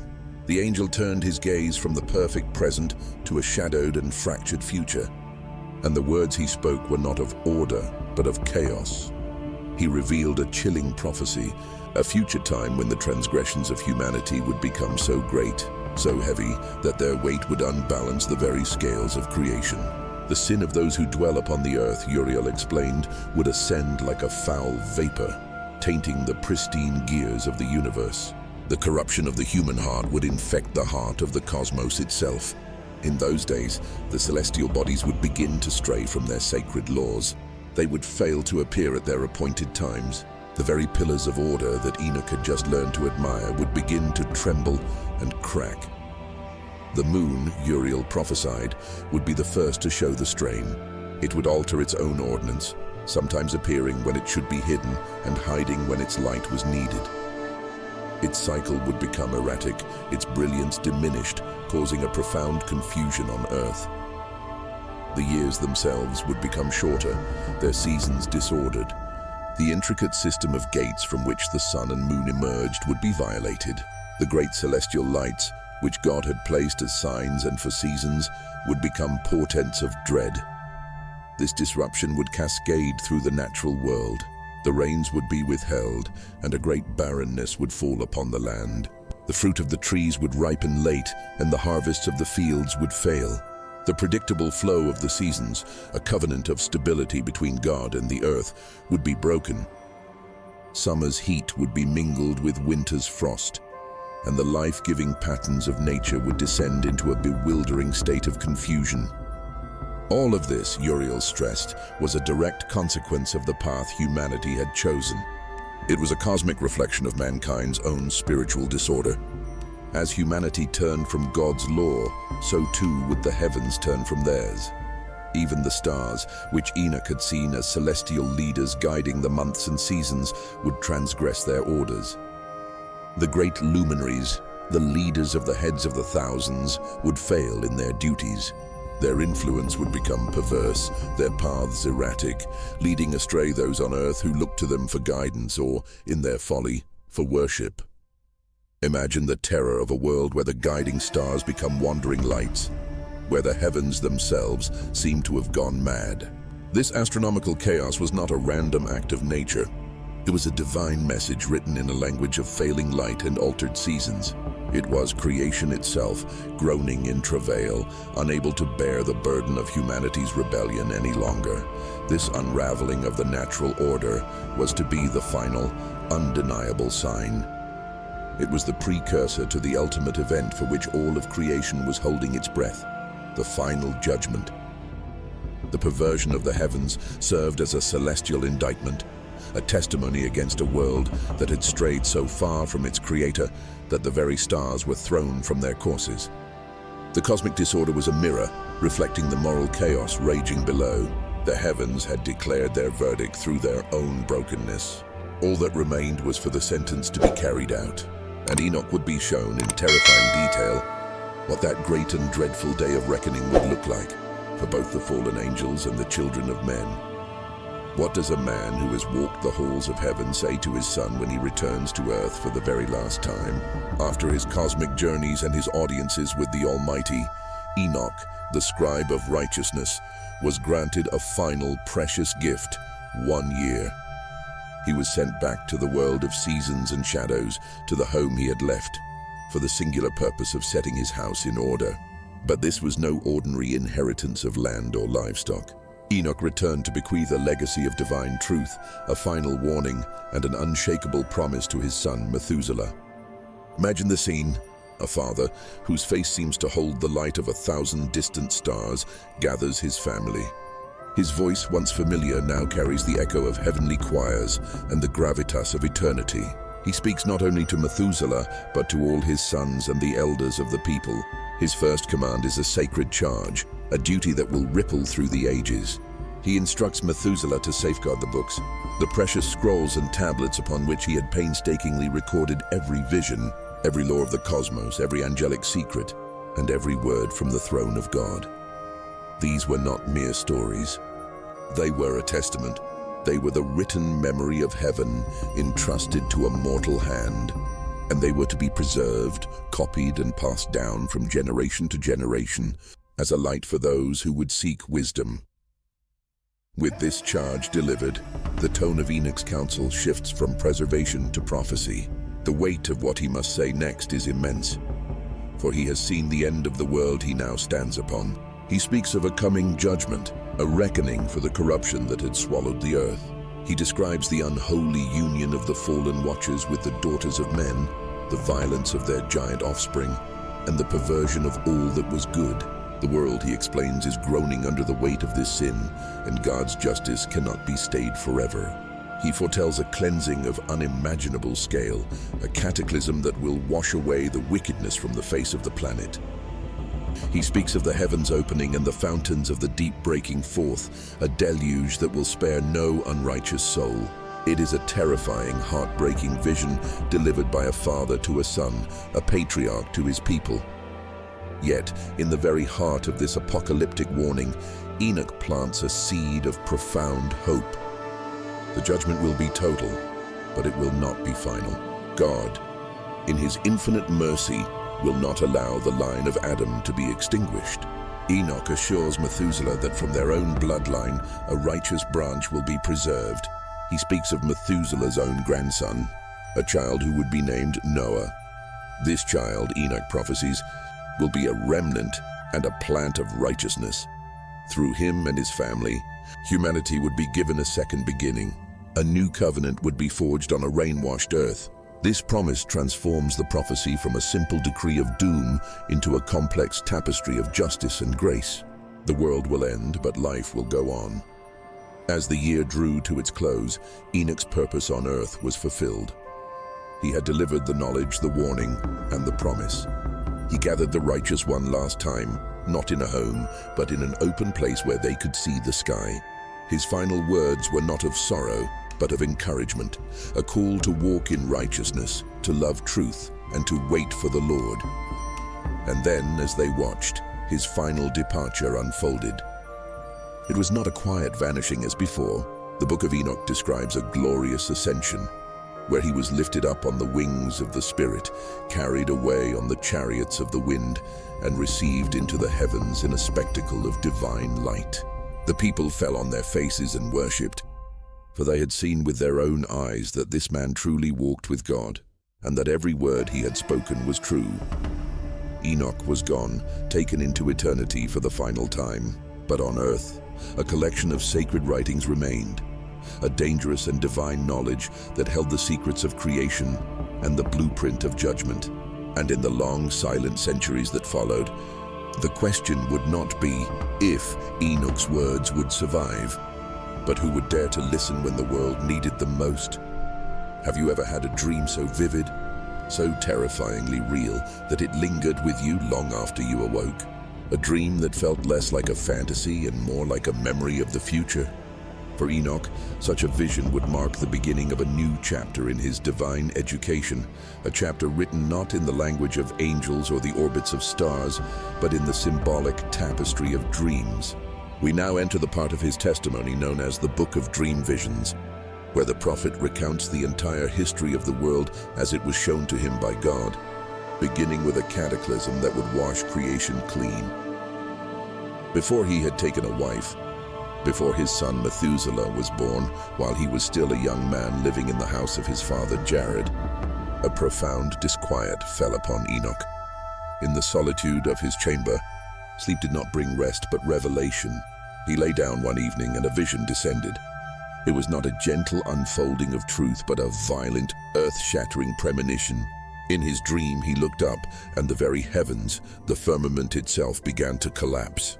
The sky, that great celestial canopy, began to tear and fall, descending upon the earth not as gentle rain, but as a solid, crushing weight. The world buckled under the impossible burden. Then the ground beneath his feet gave way.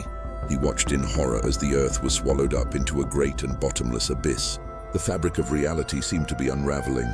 In this chaos, mountains were no longer stable. They were torn from their foundations and suspended upon other mountains. Hills slid down and crashed upon other hills, burying everything in their path. The oldest and highest trees, those ancient sentinels of the earth, were ripped from their stems, their roots exposed to the falling sky before they too were cast into the chasm. The destruction was absolute, a complete and total undoing of the created order. And as he witnessed this cosmic collapse, Enoch tells us that he cried out. His voice, a single mortal plea in a symphony of destruction, rose up.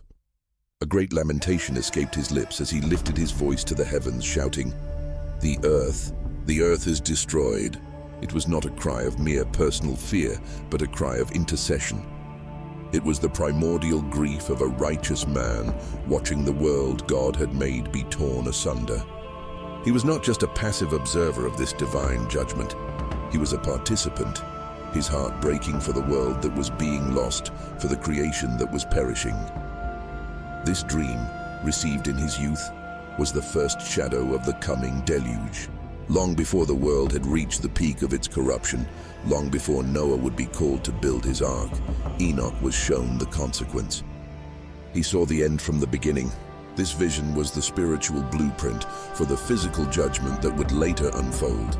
While Noah would be given the practical means of salvation, the gopher wood, the pitch, the precise dimensions of a vessel to preserve life, Enoch was given the divine perspective. He was made to feel the sorrow of God, the awesome and terrible necessity of a judgment that would cleanse the world by water, returning it to a state of primordial chaos so that it could be born anew. He pleaded for the earth, an instinctive act of a man who walked so closely with its creator, hoping that even in utter destruction, a remnant might be saved. This single terrifying dream was a prophecy of water and ruin, a divine warning whispered into the soul of a young prophet. But it was only a prelude. This vision showed the what? The terrible end of an age. The next vision God would grant him would be far more intricate. A sprawling epic that would reveal the why, tracing the entire saga of humanity from the Garden of Eden to the final judgment, through a language of profound and startling symbolism. In the quiet of his sleep, the curtain of time was pulled back once more for Enoch. He had walked the corridors of heaven. He had seen the judgment of angels. But this new vision was different. It was a history of the world itself, not told in words or events, but painted in a grand, living parable, an apocalypse of animals. He dreamt he was looking down from a great height. as if from the very throne room of God. Below him, the earth was pristine, and upon it a house was built. And from that house emerged a single magnificent white bull. This was the beginning. This was Adam, pure and unblemished, the first of his kind. Soon a heifer joined him, and from them 2 more young bulls were born. One was stark black, the other a vibrant red. The dream showed the black bull rising up and goring the red one, who then vanished from the earth entirely. This was the first sorrow, the sin of Cain staining the green pastures of the new world. The black bull, now alone, mourned and was driven away. Enoch watched as the original white bull then fathered many more bulls and heifers, all of them white like him. This was the line of Seth, a generation of promise that began to fill the earth. The herds grew, multiplying across the land in peace. For a time it seemed the shadow of the black bull had passed, but the true corruption was not to come from the earth. It was to descend from the heavens. Suddenly, Enoch saw a star fall from the sky, and then another and another, until a host of stars had descended amongst the peacefully grazing cattle. And as he watched, these celestial beings began to change. They took upon themselves the form of the herd, becoming bulls with them, and they went amongst the heifers, covering them in an unholy union. The very fabric of creation was being violated before his eyes. The heifers became pregnant, but they did not give birth to simple calves. Instead, they bore elephants, camels, and wild asses, monstrous and unnatural offspring.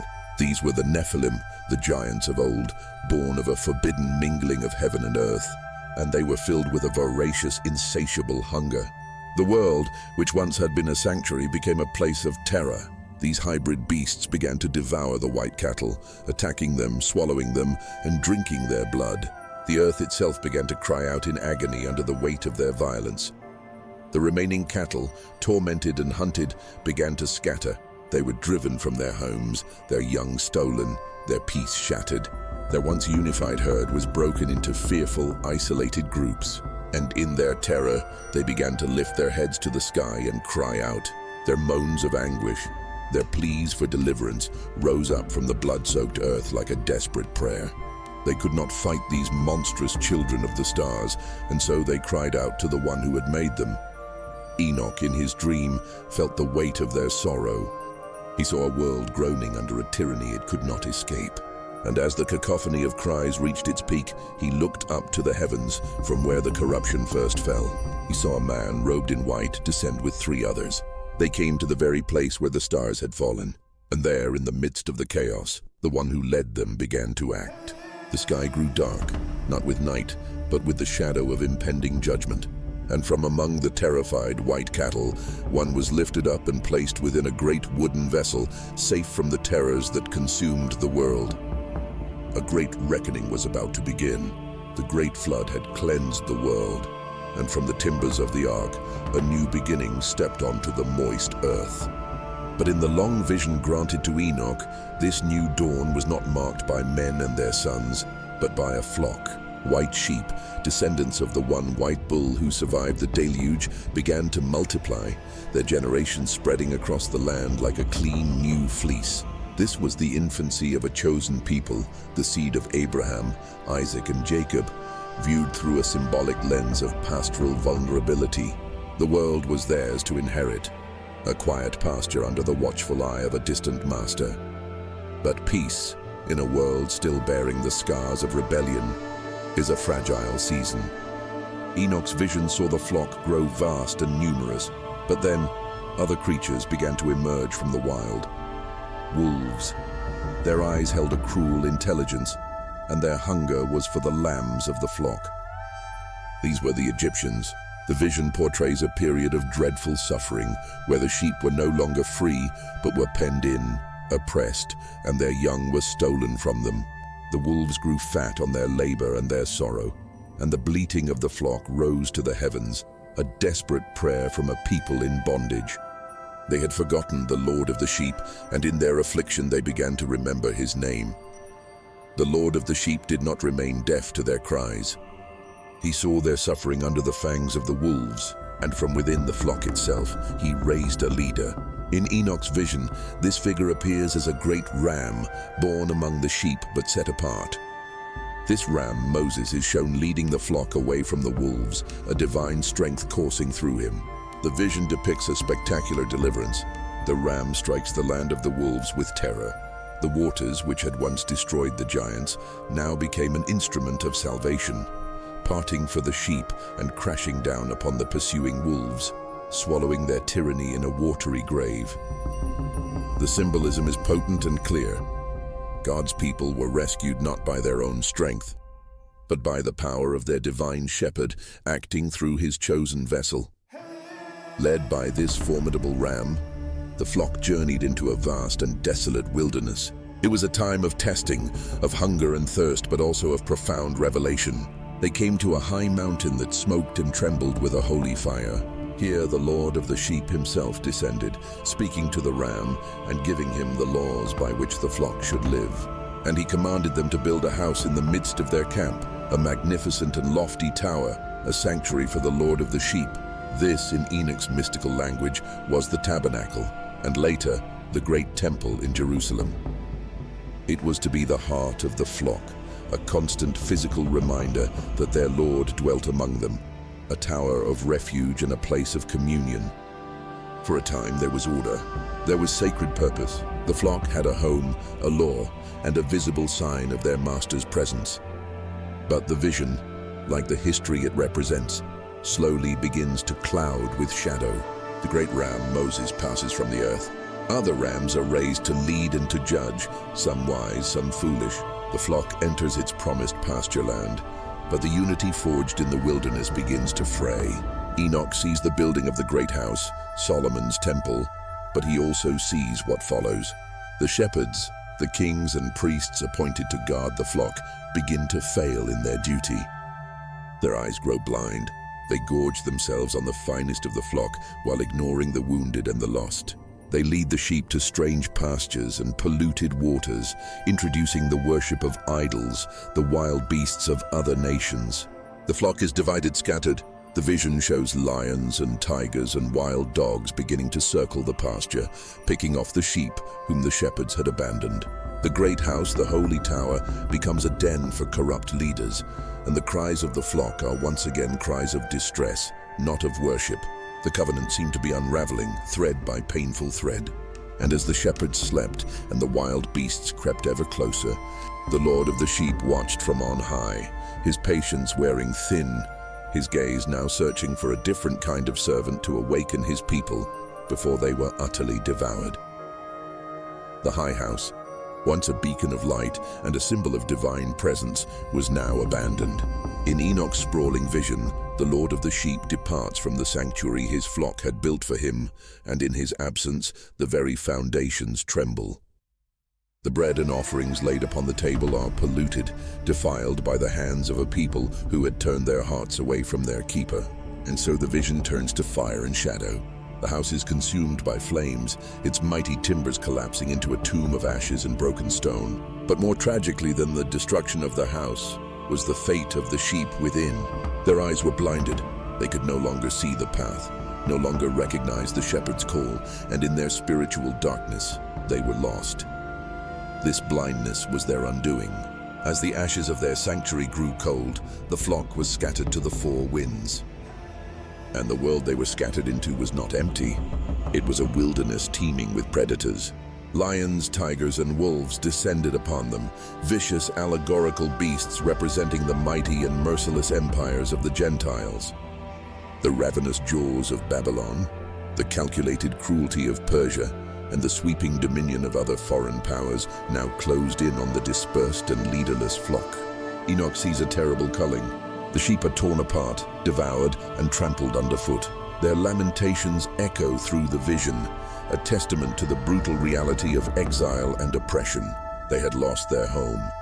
They had lost their sight. And now, they were losing their lives to the beasts of the field. It is in this moment of utter desolation that a new, cryptic chapter begins.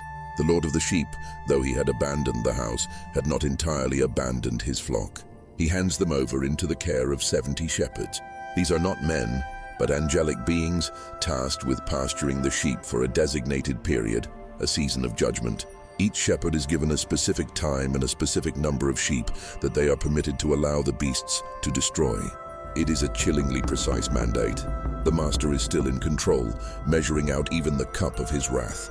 He commissions another celestial being, a scribe, to watch over these 70 shepherds. This scribe is to record everything they do, every sheep they hand over to destruction, creating an unblemished record, a ledger of celestial justice to be presented before the Lord at the end of their appointed term. The era of the 70 shepherds had begun. But these celestial guardians proved to be unfaithful. A profound and terrible negligence settles over them. The vision reveals that more than 30 of these shepherds complete their appointed times.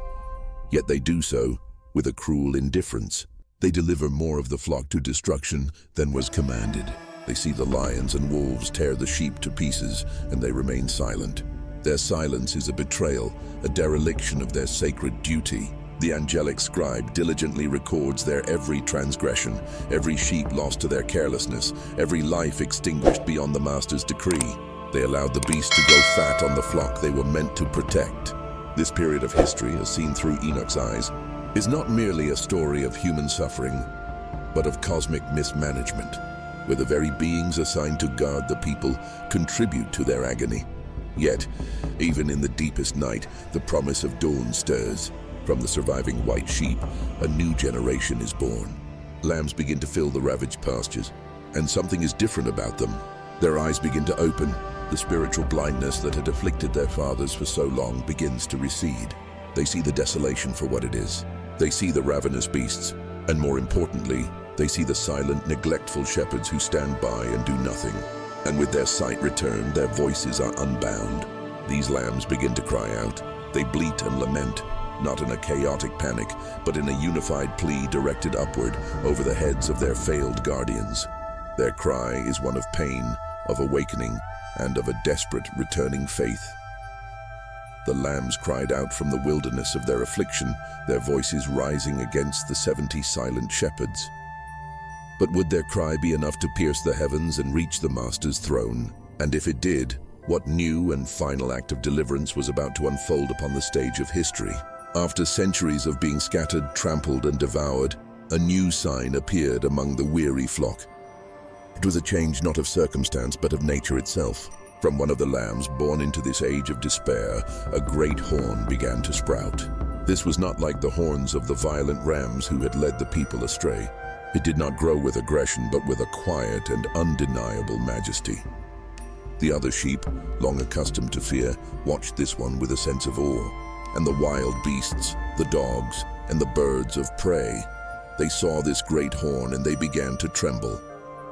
A power they did not understand was rising in their midst, a shepherd king in the form of a lamb. The final conflict was now inevitable. The birds of prey, the ravens and the kites and the eagles who had feasted on the flock for so long, gathered themselves for one last furious assault. They descended like a black storm, a whirlwind of beaks and talons intending to blot out this new light for good. They assembled all their power, calling upon every dark creature that had tormented the sheep, convinced that their numbers and their ferocity would be overwhelming. But this time something was different. The sheep did not scatter in terror. Rallied by the presence of the great horn, they stood their ground. The lamb with the great horn locked his gaze upon the descending swarm, and the battle was joined. He fought with a strength that defied his form, a holy fury that sent the birds of prey reeling. All the sheep, emboldened by his courage, fought alongside him. For the first time in generations, the flock was not a victim, but an army. Yet the sheer number of the enemy was immense, a tide of darkness that threatened to engulf them all. And then, as the battle reached its zenith, the heavens themselves seemed to part. The Lord of the sheep, who had watched all these ages of suffering from his high throne, descended. He did not come with a whisper, but with the terrifying glory of a righteous king. The earth shook at his presence, and in his hand was a sword, a great and terrible sword, forged not of earthly metal, but of pure, unyielding judgment. He came and stood upon the earth, and the very sight of him brought the cacophony of battle to a dead silence. His wrath was unleashed not upon his own flock, but upon their tormentors, The great sword fell upon the ravens, the eagles, and all the birds of prey. It was not a battle, but a final decisive reaping. They were given into the hands of the sheep, who carried out the judgment of their Lord. Every last one of the dark birds and all the wild beasts that had aided them were cast into a deep abyss in the earth, a fiery chasm that was sealed over them forever. The age of the predators was over. In the wake of this divine victory, an even greater miracle unfolded. The Lord of the sheep approached his flock, and one by one he opened their eyes. The blindness that had plagued them for generations, the spiritual cataracts that had prevented them from seeing the truth, simply dissolved. They looked at each other and saw not just a scattered flock, but a unified family. They looked upon the Lamb with the great horn, and they recognized him as their true leader, their savior. And they looked upon the Lord of the sheep, their master, and saw him clearly for the very first time. Their hearts filled with a reverence and love that washed away all the years of fear. With their sight restored, the old world was taken away. The first house, the temple which had been defiled and broken, was folded up like a worn garment and removed from their sight. In its place, the Lord brought forth a new house, grander and loftier than the first. It was high and broad, gleaming under a new light, a perfect dwelling place. The Lord of the sheep placed all his surviving flock within this new, glorious house. And then a final transformation began. The sheep, the survivors of this long and bloody history, were all changed. They became great white bulls, their coats as pure as snow, filling the house with radiant new life. The old cycle of predator and prey, of sin and punishment was broken. A new creation had begun. Enoch, the heavenly scribe, had witnessed the full, tumultuous saga of humanity from its first bleating cry to its final, glorious redemption. The scroll of time had been unrolled before him, showing the fall, the struggle, and the ultimate triumph of the righteous. But this colossal revelation was not for his eyes alone. What then was the purpose of such a vision? What was a mortal man, now burdened with the knowledge of all ages, commanded to do next? What if all of human history, from the first man to the final judgment, could be seen at once? Not as a chaotic series of events, but as a divine, preordained poem, divided into 10 distinct verses. This is the vision Enoch, in his wisdom, imparts to his son Methuselah. It is a cosmic timeline, a prophecy known as the Apocalypse of Weeks, where each week represents not 7 days, but a defining age in the story of God and humanity. Enoch begins with the time he knows best, the first week. In this week, he tells Methuselah he himself was born. It was an age of beginnings, the 7th generation from Adam, a period founded upon righteousness and truth. But this light would soon be followed by a deep and encroaching shadow. In the second week, a great and terrible unrighteousness would arise. The world would be steeped in sin, the poison of the watchers having fully taken root. And for this, the first great judgment would come, the cleansing waters of the flood. The entire world would be submerged, a baptism by water to wash away a corruption that had stained the very fabric of creation. Yet, from this watery grave, hope would emerge. In the third week, Enoch prophesies a man would be chosen. He is described as the plant of eternal righteousness, a single seed of hope from whom a great nation would grow. This, we understand, is Abraham, the father of faith, chosen after the deluge to begin God's covenant plan anew. The fourth week would see the fruit of that plant. Generations would pass, and a vision of holiness and righteousness would be revealed. It is in this age that a law for all generations, a divine fence and a guide, would be given upon a holy mountain. This is the age of Moses, the Exodus, and the giving of the Torah at Sinai, the very foundation of God's relationship with his chosen people. The story of the weeks continues to unfold. In the 5th week, Enoch foresees a house of glory and dominion being built. A magnificent temple would stand in Jerusalem, a place for God's presence to dwell among his people. But this glory would be temporary. The prophecy darkens as it moves to the 6th week. The people who entered the promised land would grow blind. Their hearts would stray from wisdom, and as a consequence, the beautiful house of the 5th week would be consumed by fire. The people would be scattered, dispersed among the nations, a judgment for their hardening hearts and their abandonment of the law they had received. Then comes the seventh week, an age of apostasy. Enoch describes it as a perverse generation, whose deeds are wicked and whose ways are far from the path of righteousness.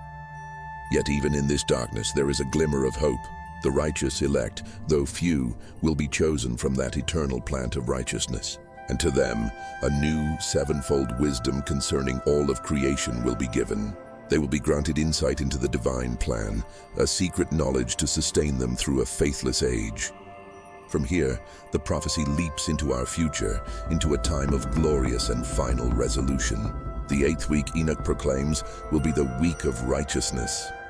A sword will be given to the faithful to execute a just judgment upon all oppressors. The sinners will be delivered into the hands of the righteous. And at its close, a new house, a grand and eternal dwelling, will be built for the great King in splendor forevermore. After this, in the ninth week, the righteous judgment will be revealed to the entire world. The works of the godless will vanish from the earth, and the world itself will be written down for destruction, its purpose fulfilled. Finally, in the 10th week comes the great and eternal judgment. The first heaven will pass away, and a new heaven will appear. All the powers of the heavens will shine with a sevenfold brilliance forever. There will be no more sin, no more sorrow, no more death. An eternity of righteousness and peace will reign. When you look at the grand tapestry of history, where do you see the hand of God weaving a story of judgment and redemption? This grand map of time was not the end of Enoch's revelations. For having seen the when, he would next be shown the who, the specific fates of the kings of the earth and the celestial beings who first led humanity astray. What use is a treasure chest in the face of eternity? What power does a king's decree hold when the judge of all creation descends? After journeying through the celestial palaces and witnessing the gears of the cosmos, Enoch's vision returns to the earth. The final part of his testimony is not a cosmic map, but a letter, a solemn epistle written to the generations yet to come. The tone shifts from celestial wonder to a stark earthly warning. It begins not with a promise, but with a series of pronouncements, sevenfold thunderclaps of judgment known as the woes. The first woe echoes from the heavens and strikes the foundations of the wealthy. "Woe to you who are rich," the voice declares, "for you have trusted in your riches." Here, wealth is not condemned in itself, but for the spiritual poison it so often becomes. It is a trust misplaced, a faith invested in things that can be counted and stored, but which cannot purchase a single moment of peace for the soul. The book describes men who build their homes with the sinews of others, whose every comfort is purchased with the suffering of the poor. They adorn themselves in gold and silver, yet their hearts are barren. Their feasting tables are full, but their spirits are starving. They believe their high walls and overflowing storehouses have made them secure, but Enoch reveals their fortress is a prison, their wealth a gilded chain binding them to a world that is passing away. Their confidence is an illusion, a magnificent edifice built on sinking sand, and the tide of judgment is rising. From here, the divine warning turns to the powerful. "Woe to you, you mighty," it thunders, "who with power oppress the righteous." This is a condemnation of justice perverted, of authority used as a weapon. The vision exposes a world where those meant to be shepherds have become wolves, where the scales of justice are tipped by the weight of a bribe. They twist the words of truth to ensnare the innocent and craft laws to protect their own corruption. The cries of the widow go unheard in their courts, and the plea of the orphan is dismissed with contempt. They wield their influence like a club, shattering the lives of those who cannot fight back. They have forgotten that there is a higher court, a celestial tribunal where their deeds are meticulously recorded. Every unjust sentence, every act of oppression is a testimony being written against them, awaiting the day when the true king will demand an accounting. Their earthly power, so fearsome to men, is but a fleeting vapor before the eternal authority of the Lord of Spirits. And the woes continue, cascading upon all who have turned their backs on the Creator. A woe is pronounced upon those who build their lives upon falsehood and worship idols. They bow to wood and stone, the work of their own hands, while blaspheming the one who gave them breath. They commit violence and then praise their deaf and dumb gods for victory. It is a profound spiritual blindness, an exchange of infinite glory for finite, lifeless things. And a woe is called down upon those who speak evil, who sharpen their tongues with lies and weave nets of deceit. Their words, which they believe are their tools of control, will one day become the very cords that bind them in a place of torment. For in the grand accounting, nothing is forgotten. Enoch's final message to these sinners is one of absolute, terrifying certainty. The day of affliction is coming, and it will descend upon them like a sudden storm. On that day, their riches will be cast into the fire, a useless offering. Their hoarded silver and gold will provide no shield from the flame of judgment. Their power will evaporate, their authority will be shattered, and they will be utterly alone with their transgressions. The memory of their luxurious feasts will be a source of torment in a place of eternal thirst. All that they lived for, all that they sacrificed their integrity to acquire, will become the very fuel of their destruction. They have sown injustice, and they will reap a harvest of despair. But as this dark prophecy hangs in the air, a shadow of judgment falling upon the proud and the powerful, another story is waiting to be told. For every woe pronounced upon the sinner, a whisper of hope is reserved for the righteous. While the wicked are promised a day of affliction, what destiny awaits those who kept their faith amidst the suffering? What becomes of the souls who endured oppression and never lost sight of the heavens? After the thunder of condemnation fades, a gentler voice begins to speak. For in the grand tapestry of Enoch's vision, woven with threads of judgment and cosmic revelation, there is a golden thread reserved exclusively for the righteous. It is a message that comes not as a decree from a distant throne, but as a tender whisper to the weary heart. The journey of the faithful on this earth is often a difficult one, a path walked in the shadow of wickedness, where virtue seems to go unrewarded and sincerity is met with scorn.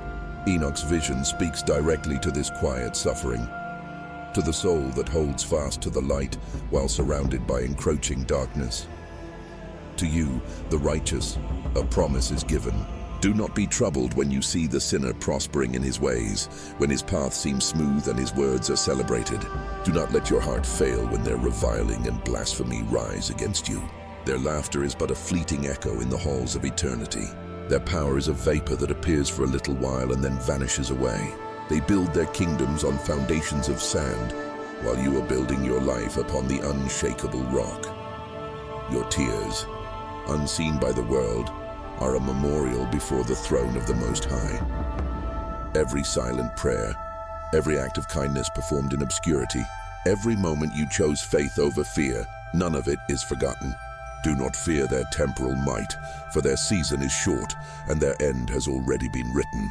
You are part of a different story, an eternal narrative whose author is God himself. For your names, Enoch declares, are written down before the glory of the Great One. Imagine this not as simple ink on a scroll, but as an inscription of light permanently etched into the memory of heaven. Before the foundations of the world were laid, your identity in God was secured, while the wicked strive to make a name for themselves on earth, a name that will perish with their last breath. Your true name is known and cherished in the one place where it truly matters. It is spoken with love in the celestial courts. This divine record is your true inheritance, a testament to your belonging. It means that when the mountains of worldly power crumble and the empires of men turn to dust, your identity remains. You are not a forgotten soul in a sea of humanity. You are known, you are seen, and you are claimed by the King of all glory. This is the ultimate security, the profound assurance that your life has an eternal significance that the world can neither give nor take away. And what of the grave? What of the end that all mortals face? For the righteous it is not an end, but a glorious beginning. Enoch was shown that your spirits will not perish in the dust, nor be forgotten in the silence of the earth. You who have walked in the paths of righteousness, your spirits will be brought back to life. But this is not merely a return to existence. It is a resurrection into overwhelming joy. A joy so pure, so complete, that it will erase the memory of every tear and every sorrow. And you shall shine. You will become like the lights of heaven itself. Think of the stars, burning with a constant and brilliant fire in the vast expanse of the night sky. So too will the spirits of the righteous radiate a divine light for all of eternity. Each soul will have its own unique splendor, a glorious testament to the faith they kept. Those who have mourned will be given a garment of praise. Those who were meek will be robed in honor. Those who were persecuted will be crowned with glory. This is the great reversal, the divine fulfillment, where all that was wrong is made eternally right. You will rejoice forever in the presence of God, your spirits alive and luminous, a permanent constellation of redeemed souls. This is not a fragile hope or a distant dream. It is a promise, anchored in the very nature of God. The heavens and the earth may pass away, but His word remains forever. His faithfulness is not a fleeting emotion. It is the bedrock of all creation. The same God who set the stars in their courses and commands the sun to rise is the one who has sworn to bring His children home. His covenant with the righteous cannot be broken. With the fates of the righteous and the wicked now sealed, Enoch's gaze is lifted once more, not just to humanity, but to the very machinery of creation. For even the sun, the moon, and the stars must operate according to a divine law, a law that holds profound secrets of time, seasons, and the final order of all things. The world was drowning in wickedness, its foundations groaning under the weight of cosmic rebellion and human corruption. But into this growing darkness, a strange new light was born. A child whose very appearance defied the natural order of things. The account now turns from the cosmic travels of Enoch to the household of his own great-grandson, a man named Lamech. When Lamech's wife Bathanosh gave birth to a son, the moment was not one of simple joy, but of profound and unsettling fear. For the infant who lay before him was unlike any child he had ever seen. His body was white as the driven snow and ruddy as the blooming of a rose. The hair on his head was white like wool, and his eyes were like the rays of the sun. When he opened them, they did not hold the vacant gaze of a newborn, but seemed to illuminate the entire house with a light that was both beautiful and terrifying. Lamech recoiled, his mind racing. He was convinced this was no son of his. This child, he feared, was the offspring of one of the fallen angels, a holy one from heaven. Consumed by dread and suspicion, Lamech fled to his own father, Methuselah, pouring out his troubled heart. "I have begotten a strange son," he confessed. "He is not like men, but resembles the children of the angels of heaven. His nature is different, and his eyes shine with the celestial light. I do not believe he is of my seed, but of the angels." Methuselah, hearing the gravity in his son's voice, knew there was only one person who could decipher such a mystery. He journeyed to the very ends of the earth, to the place where his father, Enoch, dwelled in his seclusion with the angels, to seek an answer that could calm a family's, and indeed a world's, rising fear. From his place at the edge of eternity, Enoch listened. And as he spoke, his voice carried the weight of divine authority, delivering a message of both catastrophic judgment and incredible hope. He looked upon his son, Methuselah, and revealed the truth. The child was indeed Lamech's son. His strange appearance was not a sign of angelic corruption, but a mark of divine purpose. "This child," Enoch prophesied, "is a righteous one, blameless. He will be a remnant left for you and your sons. And when all who dwell on the earth have died in the coming cataclysm, he and his sons shall be saved." Enoch then named him. "Call him Noah," he commanded, "for he shall be your comfort. He shall bring you rest from the toilsome labor of your hands on a ground which the Lord has cursed." The name itself was a promise. Noah was not a product of the world's sin, but God's answer to it. With the promise of salvation delivered, Enoch then recounted the reason for the coming destruction, a final tally of humanity's debt. He spoke of how the Watchers had descended and defiled themselves with the daughters of men, birthing a race of violent giants who consumed all the acquisitions of mankind. And when men could no longer sustain them, the giants turned upon humanity itself, devouring flesh and drinking blood.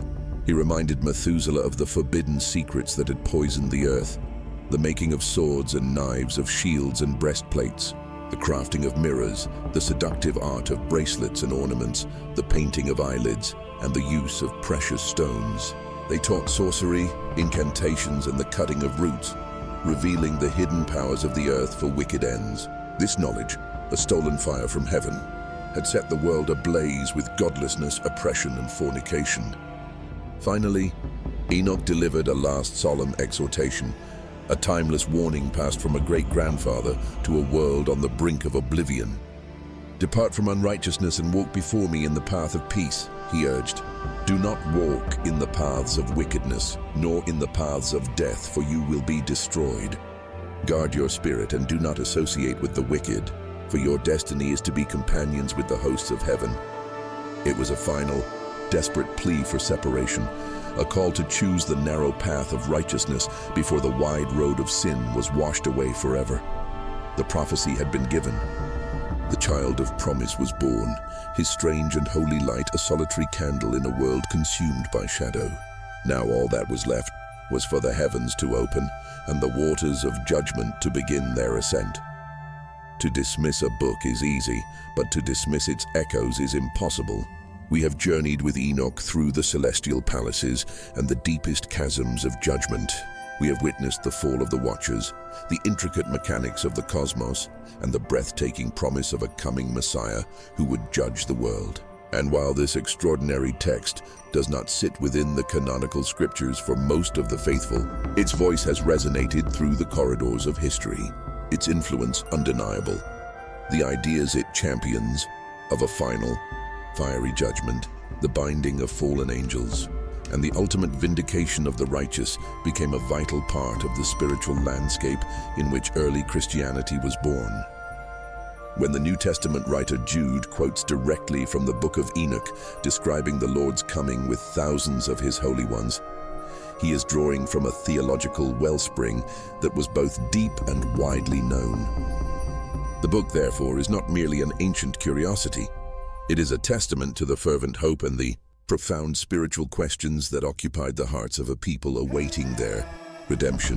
Perhaps its greatest gift is how it encourages us to revisit the themes it champions within the Bible itself. Enoch's unyielding cry for divine justice is the same cry we hear from the prophets Amos and Isaiah. His vision of a God who sees the plight of the oppressed is the very same hope that animates the Psalms.